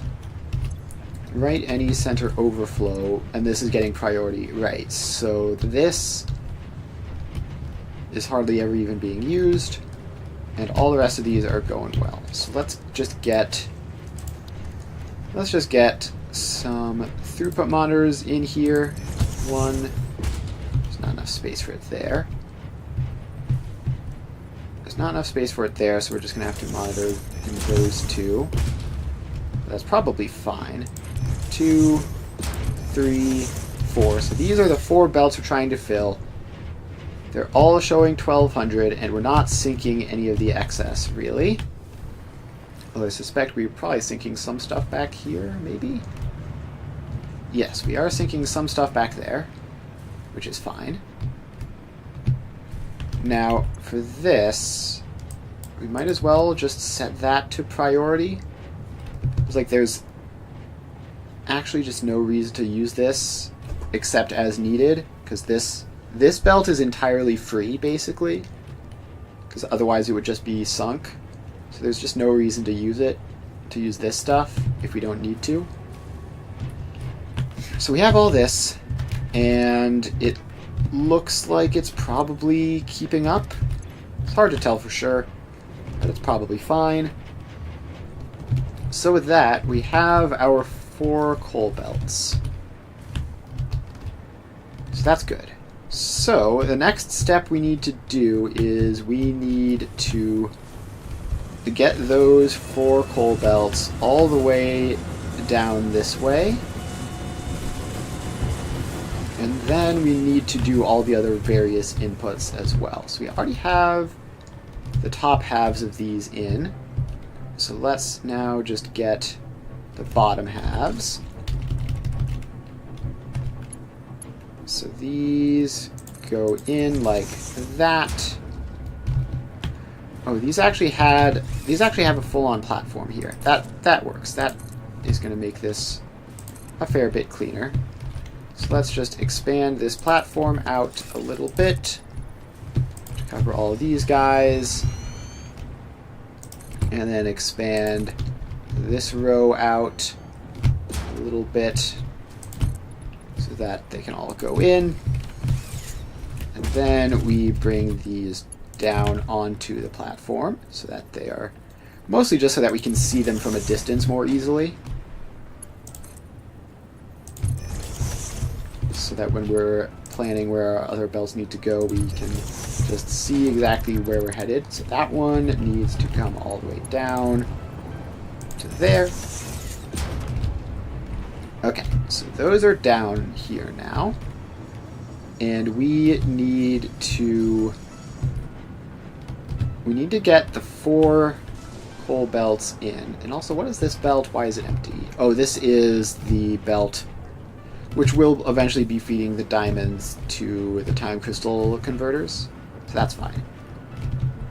So we need to get 4 belts into here, and I guess the way of doing that is we just sort of bring them along this way. So they're just going to go here on this foundation that I'm placing right now. And they go out this way. Okay, and then we just sort of get this to cover over all of these lifts, which will be going into... So all these smart splitters are going to be going into lifts to get things up onto this floor. So we expand that out to account for that. And then we can bring them up.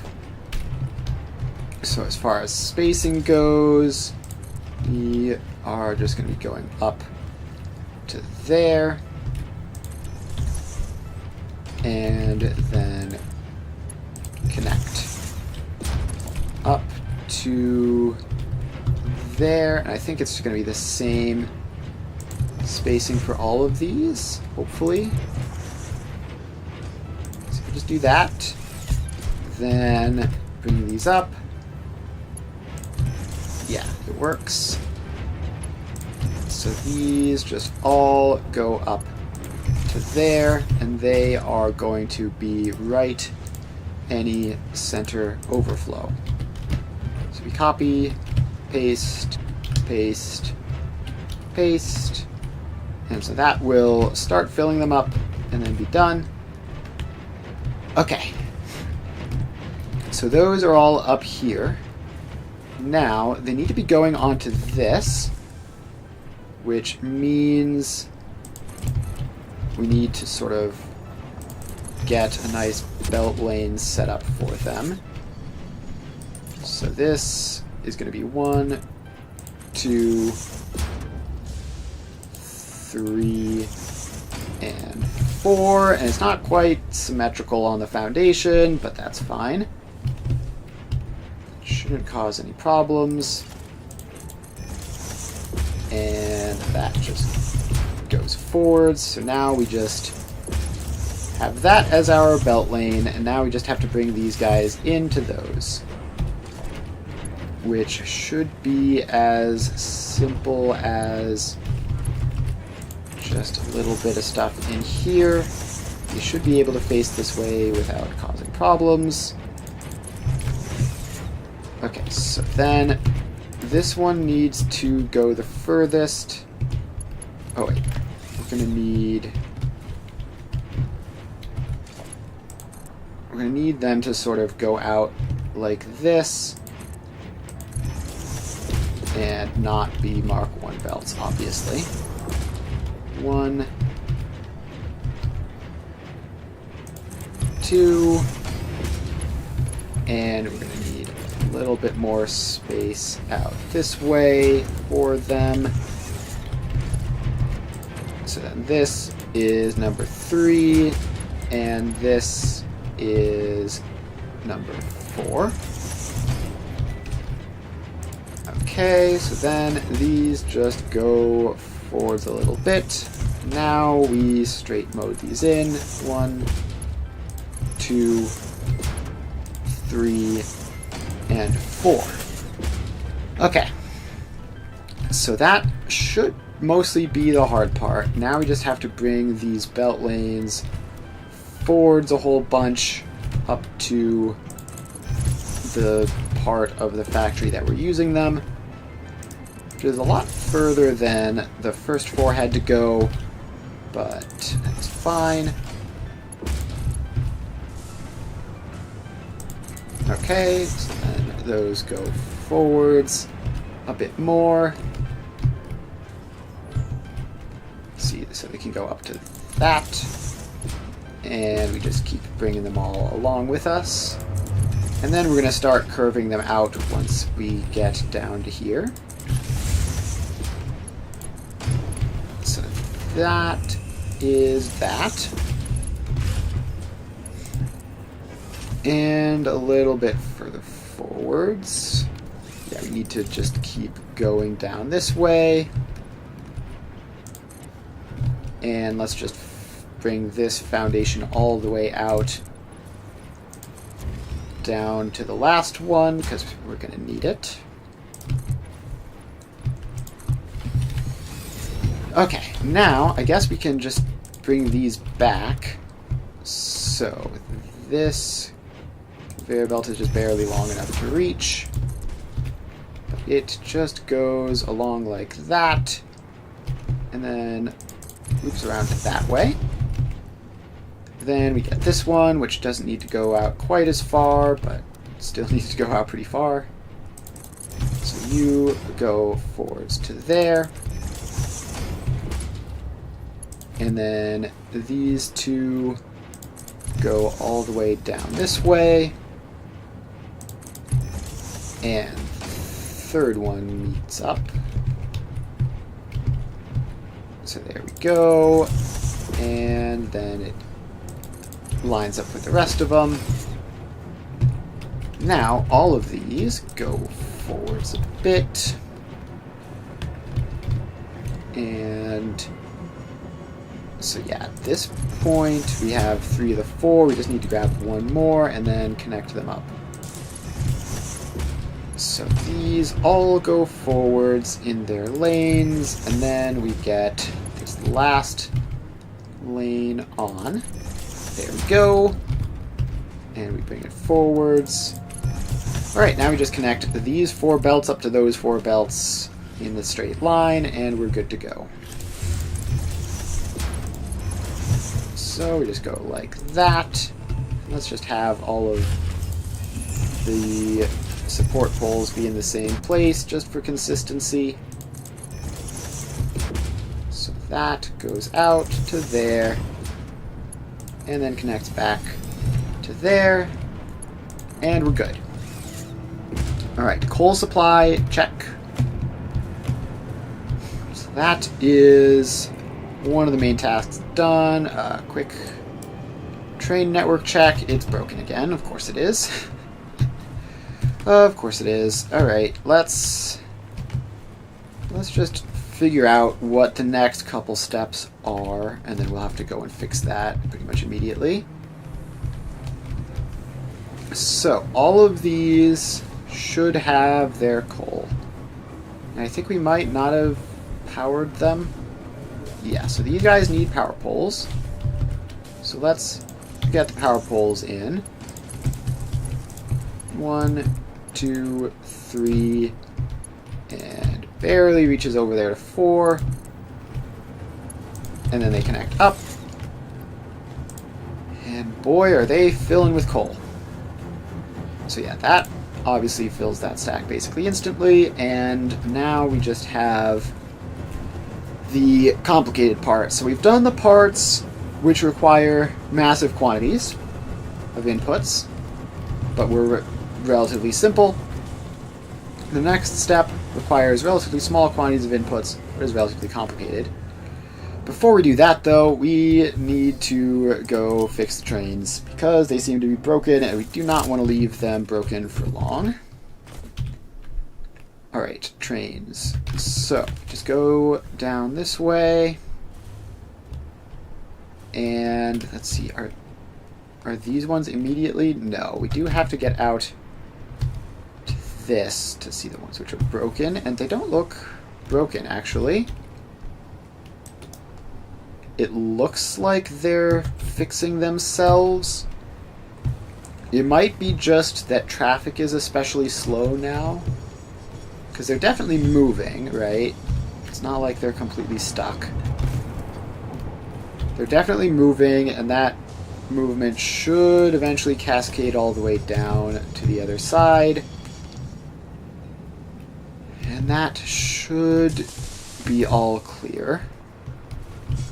So it's just what this main intersection is very slow again is basically what's happening. So there's just again a lot of trains trying to get through this one intersection, which is causing a lot of them to have to wait. But that's fine because they are getting through and the delays are pretty minimal.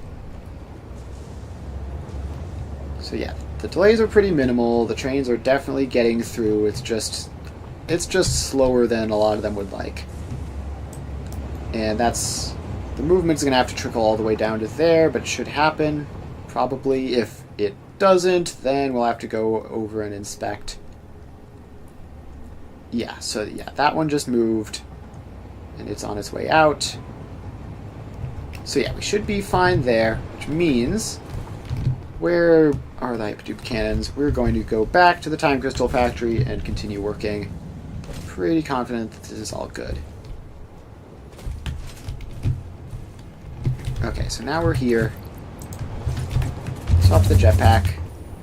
And we need to get over some of these obstacles and then just fly all the way down this way. So the next thing we need to do is the turbo fuel. We need to collect a huge amount of turbo fuel. Although hopefully not that bad. Remember, it wasn't super intensive on the trains. Okay, so turbo fuel. Let's see here. So one thing which we're going to need is plastic. So we have all these empty canisters that we need. These empty canisters are unfortunately destroyed.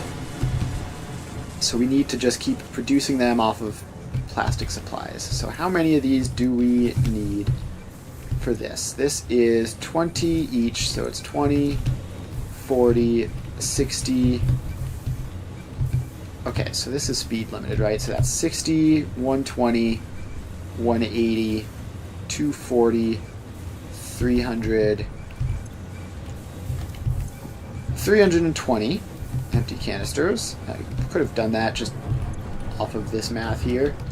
So 320 empty canisters, which we go over here to the plastic supply.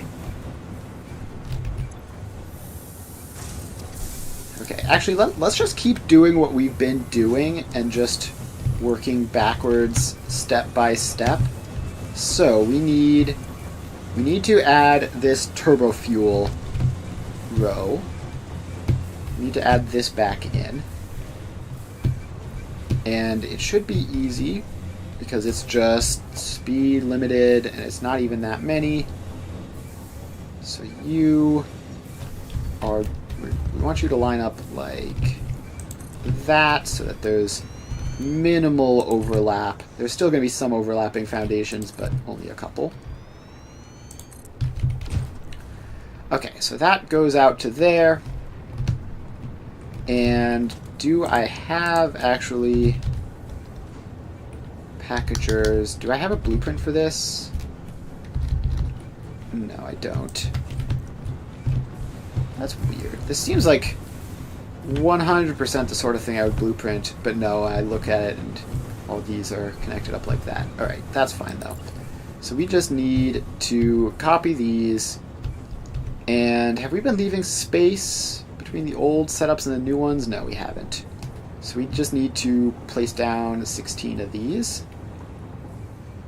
1, 2, 3, 4, 5, 6, 7, 8, 9, 10, 11, 12, 13, 14, 15, 16. Alright. So this is our new row of packagers. And then we're going to need to connect these outputs up to this. And that's just a 1-to-4 splitter with a merger. So this, we go here. And you are just going to be going like that.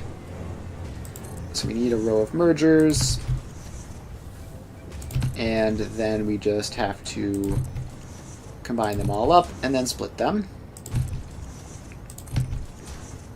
So one of the downside of working backwards like this is you don't really get much feedback as you're building. Like, I don't get to see items flowing through the system to confirm that it's actually working. Now, the upside is, of course, I'm building this directly off of an existing factory which is identical to this. So there shouldn't be that much room for error. Obviously, there'll probably be some weird little things like, missing belts or whatever, but hopefully they'll be relatively easy to spot and fix. So this is 320 turbo fuel, so we're going to need Mark IV belts along the main line of this. Okay, and there we go. So now all of these guys get to be Mark IV belts, just barely a little bit more than what a Mark III can handle. So these all connect up, and we just go back a little bit more. There we go. Okay, and then we get our splitter into these particle accelerators. So we need that random power line there is kind of in the way, but that's fine. So these are, what, 80 each, right? Yeah, 80 each, which means Mark II, and that goes out to there. Then we get our other splitter, which is going to be like here, facing this way. And this is going to be 160, so that's a Mark III belt. And this is a Mark III belt, which goes out to here. And then we need another splitter just in this area. That's facing backwards. That's facing forwards. There we go. So then that connects into those two and connects into that. Alright, so now we just pop this into there, and we have to actually click the right amount of times, make it work. There we go. So that is that component done. Next up are the inputs to this, which are going to be empty canisters and turbo fuel. So the empty canisters, actually, we have this being a speed limited belt, so it's actually pretty easy to just expand this up. So we're going to need this to go up to 640, which means mark 5 belts along here. And we're going to have to do some creativeness on the other side. So all this goes through, and we should actually just be able to overclock these. Actually, these were set to specific rates for speed limit things, so that's not an option. But these ones, we can just overclock a little bit to the correct rate to provide enough canisters, and then they'll flow through here. We need to make sure that the speed limiting setup just continues as is. So we need to take that out, and you get to be a splitter, which is there, just like the tiniest gap. And then you get your belts to there, there, and there. And then we just do a couple more of these. 1, 2, and 3. And we just do this all the way down until the end of the line, where it'll be another one of those that's not quite perfect. But because it's speed limiting, that's all fine. So this just keeps on going. And then we have this last one, which is just going to be a two-way split. Okay, so that's all in. Next up, we need the smart splitters to go across. And did we just ignore the... Okay, no, we actually managed to just barely avoid them, apparently. Okay, so this... The smart splitters need to be facing this way. So the smart splitters are facing that way, and they should just line up. So all of these go in, and there we are. So those are in. Now they need the Mark 1 belts to control the speed of everything. So these all just go across, like so. And now we just run the main line belt all the way down.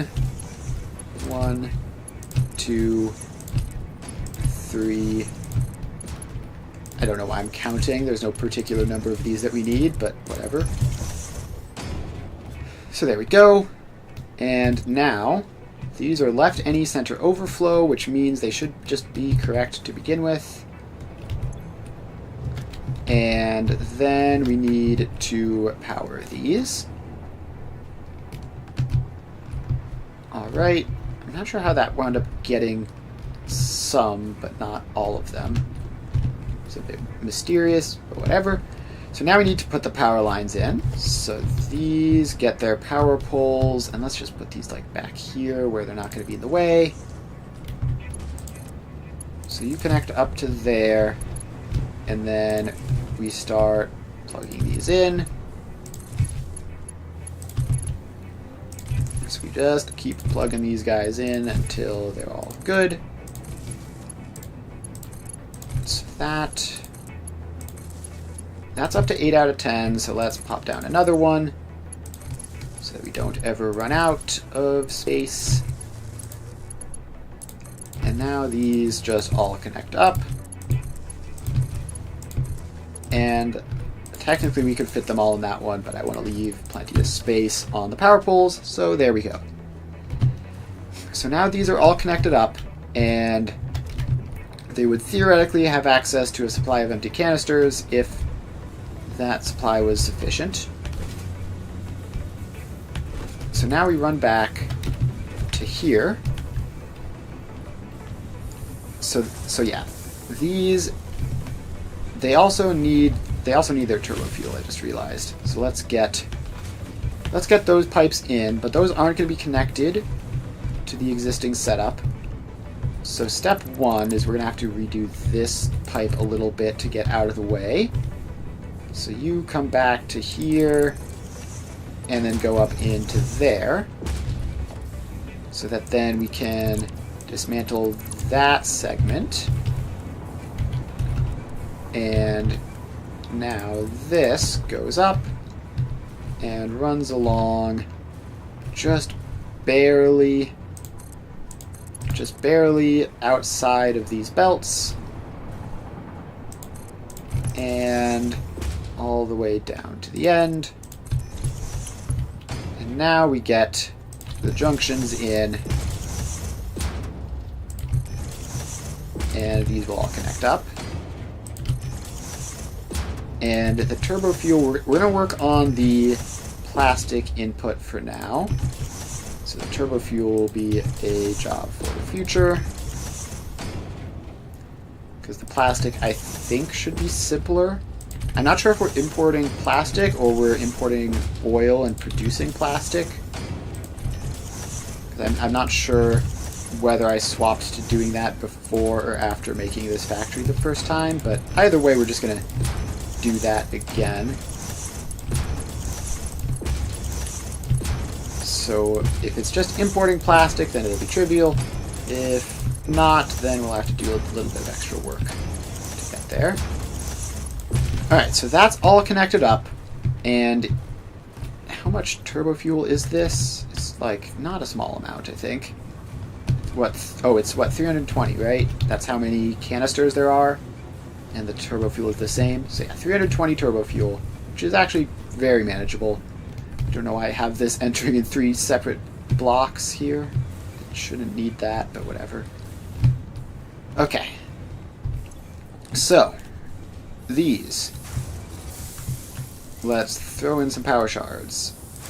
And so how many of these are there? 1, 2, 3, 4, 5, 6. So this is going to be 640 divided by 6, which, yeah, is just double what it was previously. So we paste those settings down. These are 106 each now. So now we just need to upgrade all of this stuff to account for that. And get those in. And then, did we upgrade all of these to Mark 5s? We did. Alright, so that is all good. Now we need to work on the input side of these. So that's 53 plastic each. And we need to work on this splitting. So these are now 53 each, which means this belt is, what, 160? Which means these belts in here need to be Mark 3. That's Mark 3, that's Mark 3. Then, this whole thing is... Well, let's see, we're getting 640, right? That's the total amount of plastic output. It's 2 to 4, so it should be 320. So this belt here should be a Mark 4. And this belt here needs to be a Mark 4. And, we're just taking plastic byproduct from there, but probably then just importing plastic from train. Yeah, so we just need to upgrade this belt up to a Mark 4. And that should be all that we need. So then this gets Mark IV upgrade. Then we hop down to here. That gets Mark IV. You are Mark IV, and now all of these belts get to be Mark IV. And so yeah, marginally more plastic demand, but because we're outsourcing most of the plastic demand anyways, it is fine. So now we get to see if there's anywhere that we've missed it, or if this is enough plastic to get all the way through. Okay, it looks good. It also looks like I never bothered to add a sink onto this, so it's going to backlog a little bit. Let's get a sink in here. Should be easy enough. Very minor disruption. Just pop that in. Smart splitter. And we go there. And up to there. Right overflow. And power. Alright. So that is all good. So this should saturate the entire thing with canisters and then start sinking them once we have enough. So yeah, all these guys down here should be almost filled up with canisters, and I don't know why this one took longer than these two did for whatever reason. It's probably fine though. Okay, so that's all good. So these are still totally fine running at their enhanced rate. So that should be the canister supply done. Okay, next up, turbo fuel. So turbo fuel is fuel and compacted coal. It just keeps branching. Like we keep having to have two things that we're looking at once. Okay, so can we just overclock these two? We can. Now, if we do that, it will be 640 turbo fuel, right? Pretty sure that's how that works out. These are 20 each, and we have, it's hard to see. They're in groups of 3, but it's hard to see where those groups of 3 are. So we have 3, 6, 9, 12, 15, 18, 21, 24, 27, 30, 32 times 20 is 640. Yes, so that's correct. So theoretically, I guess we could overclock these and summer sloop them and then just be done. But we don't have summer sloops for that. And I don't want to use that many summer sloops like when it's not necessary. Because I don't think ultimately this is that expensive in terms of resources. So let's just overclock these to 2x. So these need to go up to 32 per minute each. And the total output will be 640, so we would want to change the exact locations of these inputs a little bit. So first of all, we connect those up. And then second of all, we take this input and we bring it all the way down this way. And a little bit further, and then in, please. Thank you. Alright, so now the turbo fuel is connected. And so then the next step is to multiply this by 2. So we need 2 power shards, set that to 32, and that should be all we need for that. Now we just copy paste settings all the way down. So all these get their settings pasted. And just check that we're still doing that right. Yes, we are. And there's no weirdness with like some of these being set differently. So there we go. So that should be that. And these are all just going to run at the new faster rate. And that means that temporarily, at least, temporarily this is functional. So until we run out of fuel and compacted coal reserves stockpiled on the belts, we will be able to get turbo fuel down here and get these running. Now, that won't last very long, of course. So, next we go back to the compacted coal inputs, and what do we find here? We're going to need to upgrade these belts some. So let's see here. These are in 2-to-1s. Let's see. Is this just one giant 2-to-1 thing? So we have... How many of these do we have? 32 each, 640. So we should have 20, right? So that's 2, 4, 8, 24. Let's see. This is a three-way splitter, right? So it's 2 there, 4 there. That one doubles it again up to 8. This one triples it up to 24. And that's it, right? This is all just input. Oh, this is a 1 to 5, isn't it? Yeah. So this is... Oh boy. The 1 to 5s, huh? That is going to make it hard to figure out how much space everything needs on the belt. That's for sure. Alright, let's just work back this way then. So these need 25.6 compacted coal each, which means that these belts can be Mark 1s. This belt can be a Mark 1. So then this is 51.2 or whatever.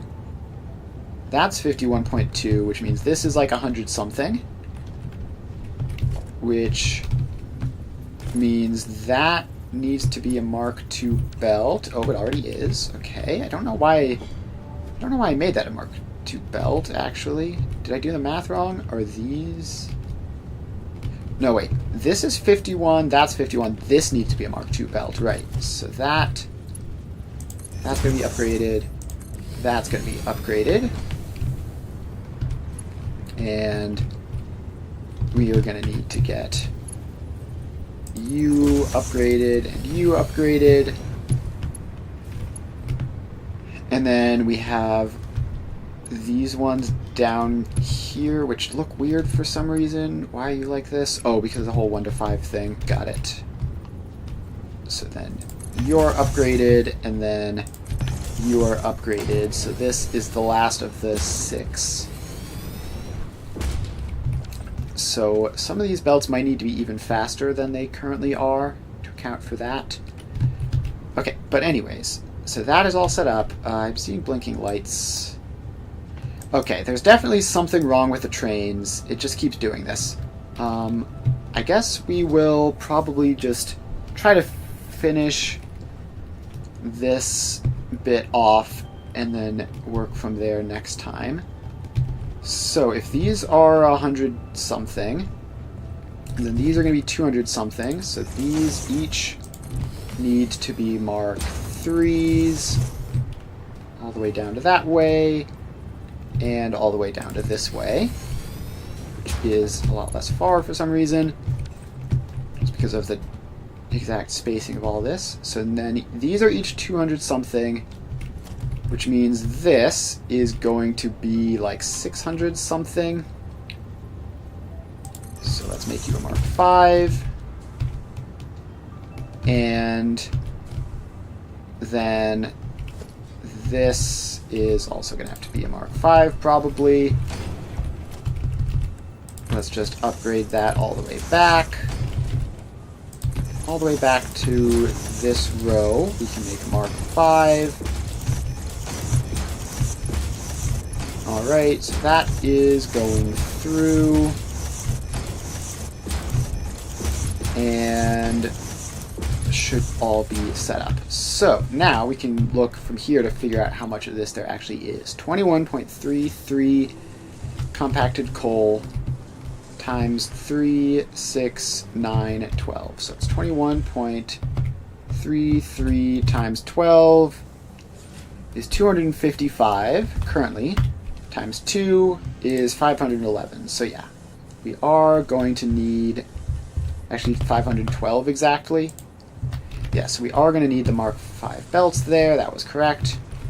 And then these are all set to that. So currently, so we need this to be 512 divided by 3, 6, 512 divided by 12, which should be double what it is currently. So 512 divided by 12 is, yeah, that's double what it is currently, which is correct. So now we paste all of these settings in, and then that should be that. These are all Mark 1s coming out. I gave the Mark 2s for some reason. Don't know why I did that. Probably just be a blueprint thing. So then that is that. So the inputs here are coal and sulfur, both of which thankfully are raw inputs. And it's 1-to-1, so it's going to be 512 of each total, which probably fine. Probably fine. Maybe the sulfur might be a problem, actually. What is this? No, this is a pure node sulfur. We're good. We might have to upgrade some belts, but that's it. So these are 42 each, which means 42 times 3 is going to be more than Mark 2s, so you barely need to be Mark 3 belts there, there, there, and there. And then this is, let's see here. So this should be 256 and 256, right? So that's going down there, and then that's going down there, and we should be good to go there. So then this is 512, which means that needs to be Mark 5. That needs to be Mark 5. And now we need to chase this sulfur belt all the way down to its source, which is going to be a bit of a trap, but we'll get there eventually. So we just keep on going down, building all of these belts up. So this is going to be a bit of a journey, but I checked and it's a pure node, so we shouldn't have any problems with the actual quantity of input. Okay, now all of this is impossible to see. Okay, there we go. Found it again. So these all get upgraded. And it's funny, we have sulfur going this way, limestone going the other way, and they look basically identical, so like, what on earth is going on here? Alright, then we go up to here, and I think we're right about there, so we just go around here, up a little bit more. And it wasn't this far, was it? How is it this far? I guess it's just because the terrain is rough that it makes it feel longer. Okay, and we're up here, and this is our destination. So that all upgrades through to Mark V, and we're cleared. I don't know why. I don't know what that sulfur belt is. It's probably not meant to be completely stopped, but we're just going to leave it as is, unless it's power grid connected. It's probably not, right? This is super far from anything that could reasonably be power grid connected, unless it's going up on a train, which it probably is, to be honest. It's going over there and up, probably just into some factory. I'm going to assume that it's fine until proven otherwise. Alright, so sulfur upgrade, check. Probably, unless we missed a belt somewhere, in which case we will find out eventually. So now we just need to get back up. We need to get back up to the top and do the coal upgrade. And then the whole compacted coal side of things will be done. And that should also just be upgrading a belt from whatever it is. I think it's Mark 3 to Mark 5. So that should be straightforward. By the way, have those trains gone back to usual? Yeah, okay. The trains have gone back to normal. So I guess, I don't know what's going on with that. I might need to move even more things up to the top floor just to minimize traffic. Because we don't want things to be like that constantly, just perpetually stuck. Okay, back up to the top. Sulfur is going, and yes, you can see now the sulfur is clearly much more than coal. So now we have to do the coal. So the coal is the same, right? So we've got 42 point something in each, which means that this needs to be a Mark 3. You need to be a Mark 3. And you two need to be Mark 3s. Then we have 512 here. So 256 this way. And 256 this way. Yeah, those are both correct already. So we should be all good there. So we just upgrade you to a Mark 5. You to a Mark 5, and then this should just be a belt going all the way back here. So hopefully this additional 200 some coal doesn't end up breaking things. It should be fine, right? We saw we had plenty of excess. Okay, and then past that point it's Mark 6, because I was just constructing with Mark 6 belts at the time. So that is coal done. So compacted coal should be set up to the proper rate for what we need. No problems there. 9, 10. So yeah, this is showing 97%, and the numbers are definitely lining up. So that's all good. Okay. So that is done. Now, hopefully... So the next thing we need to do is the fuel, right? So obviously, fuel is the major limiting factor at this point. And weirdly, it's showing like 30%. That's probably just because of how the balancing works. Now, we have 6 fuel going in for every 5 turbo fuel coming out. So let's see. This is 38.4 times 20.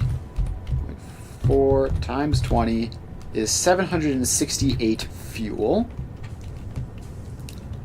And that's how much we need, right? So we've already boosted that. So we need 768 fuel. And this is currently producing, I guess, half of that. So I'm not going to do the math on what half of 768 is. All we need to know is this is 768 divided by 4. You're going to need those. 768 divided by 4 is 192 each. And then we paste those down. And these have enough outputs into there to be good, right? So obviously a single pipe would only be 600, but we've got, like, we can put fuel in from that side and the middle all separately, so it should be okay. And might even just pop another one in there just for good measure, just so each of these has like their own direct output. Okay, so that is the fuel done. Next, we need the heavy oil residue, which is, we're going to need 768 of that a minute, or no, it's half, right? So 768 divided by 2. So we're going to need 384 heavy oil residue a minute. So that goes back to here. And these are 32 each times 1, 2, 3, 4, 5, 6. 32 times 6 is 192, times 2 is 384, yes. So these are going to get power shards, and 64 a minute each. And we just paste that across. Okay, so that's the heavy oil residue done, and it's got plenty of inputs, so that's not a concern. But this then produces another problem, which is the polymer resin output. So we've got 32 each instead of 16 each. So 32 times, I've forgotten how many of these there are. 32 times 6 is 192 polymer resin, which is going to go out to here. And these are going to also need to be doubled. So this will give us a bit of an extra plastic so that the imported stuff doesn't use as much. So that's up to 64 instead of 32, and that shouldn't need any extra work there because that'll just priority merge in up there. Now the other thing we need to do though is upgrade this belt. So this belt goes up. These are 96 each, so these need Mark II belts. This needs a Mark III belt all the way through. And then we upgrade all of this stuff to account for that upgrade as well. And that should be polymer resin done. Although I must have missed one somewhere. Yeah, I missed that little guy. Okay, so now all of this... Didn't miss another one, did I? There aren't that many in here. Yeah, so now we should be all good. This is going crazy output while it drains the excess polymer resin. And so then this is just crude oil input, which is just a raw resource, and it's 48 times 6. So 48 times 6 is 288, which is less than one pipe. Why did I use Mark I pipes for these? Why did I use Mark I pipes for these? Let's upgrade these to Mark II pipes, just to make sure that we have enough throughput in them. Oh, I probably used a blueprint, which only had Mark I pipes in it. That's what happened. Okay, so now we've got that. So that should be that entire side of things done. Now I believe we need to upgrade the water supply as the last step here. So let's see, currently we have 192 times 4 water demand, which is 768, plus a little bit over here. So 768 plus 32. Oh, it actually works out to be exactly 800. That's nice. And the water is the main thing that we're waiting on now. So, water. Where does this water come from? We've got... Okay, looks like this is a random unrelated water pipe, and this is the only one going here. No, wait. So this water pipe goes up to here, and into this whole setting and fills that. Oh, this is... Is this head lift reset? So the other water in here, this is a head lift pipe, isn't it? So that's a head lift pipe which goes down and does head lift stuff. So we just need to add one more pipe. It doesn't need to have pumps on it. It just needs to go down and bring up some water. So this pipe is coming into the manifold from this side. So let's get this pipe all the way down this way. Pop that in. Connect it down. And then we are going to wrap it around to this area. Just because that's where we have the wall to bring things down on. And then that goes down, and we're just going to bring this all the way down to ground level, add in a couple water extractors, and then I think once we add those water extractors in, the whole thing will start just working. Obviously there'll be a delay, because the water extractors are going to need to pump all the way up to the top. But I think that's the last thing that we need to make this entire expansion. And it really is nice just being able to upgrade things. And this is a very good reason not to use power shards and such in factories unless you absolutely know 100% there's no chance of you ever expanding it. Because, boy, if we had to... Because, like, the stuff on the end of this row, which had power shards and stuff in them already, was just so much worse to expand than the stuff that we've just been doing today, where it's just been like, yeah, just pop some power shards in and then it's done. Okay. So that pipe can land there somehow, and then come down to there. And then we add in, you know, in the spirit of doing power shard stuff, let's just add 2 overclocked water extractors, and then that will be that. So those two combine up, they get a junction, they go over this way, and into that pipe, and then they get powered up from this power line, which we conveniently have. And then we are going to max overclock these. They probably don't need to be max overclocked. Probably only need to add like 400 here, but there's no point adding less than that, and it's basically free. So there we go.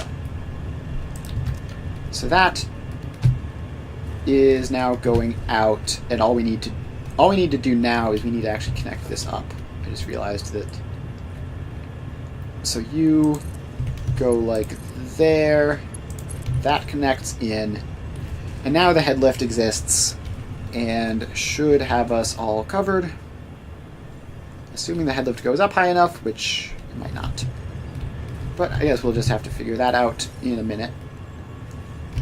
So these are still just pumping away. They are starting to fill a little bit, which is probably fine, right? Because I mean, they're being connected up to all these other sources of water, so it's not really surprising.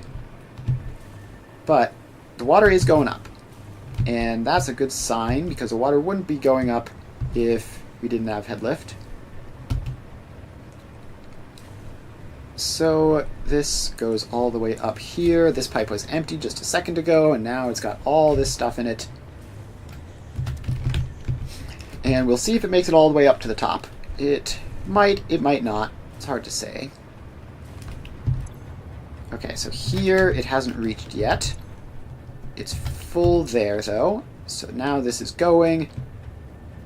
It's only flow rate of like 200 for some reason.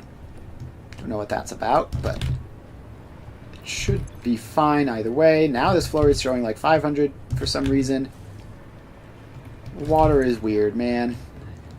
I wish I understood how it worked. Okay, so this now just goes the rest of the way up. And where exactly does this head lift get us to? It only gets us to like here. I have no idea if that will be enough or not. I guess we'll have to see. So these guys are currently starved for water. Completely deprived of water. We've got water in that pipe, and it's coming up. So there we go. So now these can run again, and let's just yoink some of the polymer resin from there, just so that we have a bit of room. And actually, no, let's just pull it from here. Oh, my inventory is very full. Did I have... Yes, I had take from inventory before depot turned off accidentally. Let's clear some of this junk out. So, now that's all good. But the water flowing through here didn't last very long. So, I don't know why that is. It should be a nice, stable 600 a minute. It might be headlift problems, because this thing that we have here only goes up to this level, which is not incredible. And now all of this stuff is just basically stopped and waiting on the water. It might just be that the water is, like, taking priorities past this, but it shouldn't be. Like, any water going up this way... Okay, wait, I know. If we just pop a valve on there, and there's definitely... No, there's actually not much water in that pipe. So, let's see here. If we just rely on the headlift stuff just to get it up to like that level and then pump it the rest of the way, that should work. Waste a tiny bit of power, but it should be more consistent. So there we go. Now this is going. So yeah, it's basically the headlift that the water tower provides doesn't quite go all the way up to the level of the water tower itself. It goes just a little bit below that for whatever bizarre reason. So just by putting a pump down there to get it done, now we have water, and that's going through, and the polymer resin can get destroyed, and we're all good. So let's clear out some of these excesses of polymer resin, just to make sure that that's not a thing which causes problems in the future. So all those go away. Now this should be running continually. Actually, is the output belt fast enough? Is this a Mark 1? Yeah, this is a Mark 1 output belt. So this needs to be upgraded. So let's just run this through. Run this upgrade all the way through to there. And then that should be that. Alright, and then all of this is running. So these have all the resources they need. These have all the resources they need, and we're just going to keep clearing out a bit of extra polymer resin, because we definitely do not want that clogging our belts. So that's all good. And now that has everything it needs. These guys are still waiting on fuel, so they probably just need this to catch up a bit. But I think we've done it. Oh, wait, maybe not. What's wrong with these guys? Oh, you're output limited. Yeah, that's fine. Okay, I don't have sinks in here for some reason. I just didn't do them in this factory. So yeah, I think we should be good, honestly. Like, we have basically everything set up, I think. And then it's just going to be a matter of getting things through. But we should be there. So we should now have enough time crystals for basically forever. Now, to be fair, I thought that last time I built this, but now I've doubled it, so we should be good to go. So that is that for this. So yeah, I think we're done for today. Next stream, we are going to be going back to working on, I guess we have nuclear pasta upgrades to do. I think we'd figured out we were producing 5 a minute and we needed 12 a minute or something along those lines. So we're going to need to go through and upgrade the nuclear pasta. And then hopefully just keep moving through singularity cell production. And that will be that. So thanks for hanging out. I will be doing Satisfactory again on Tuesday.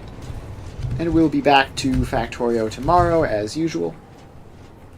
So I stream every weekday from 2 to 5 Eastern Time. So make sure to follow if you haven't already so that you know when I'm live and what I'm doing.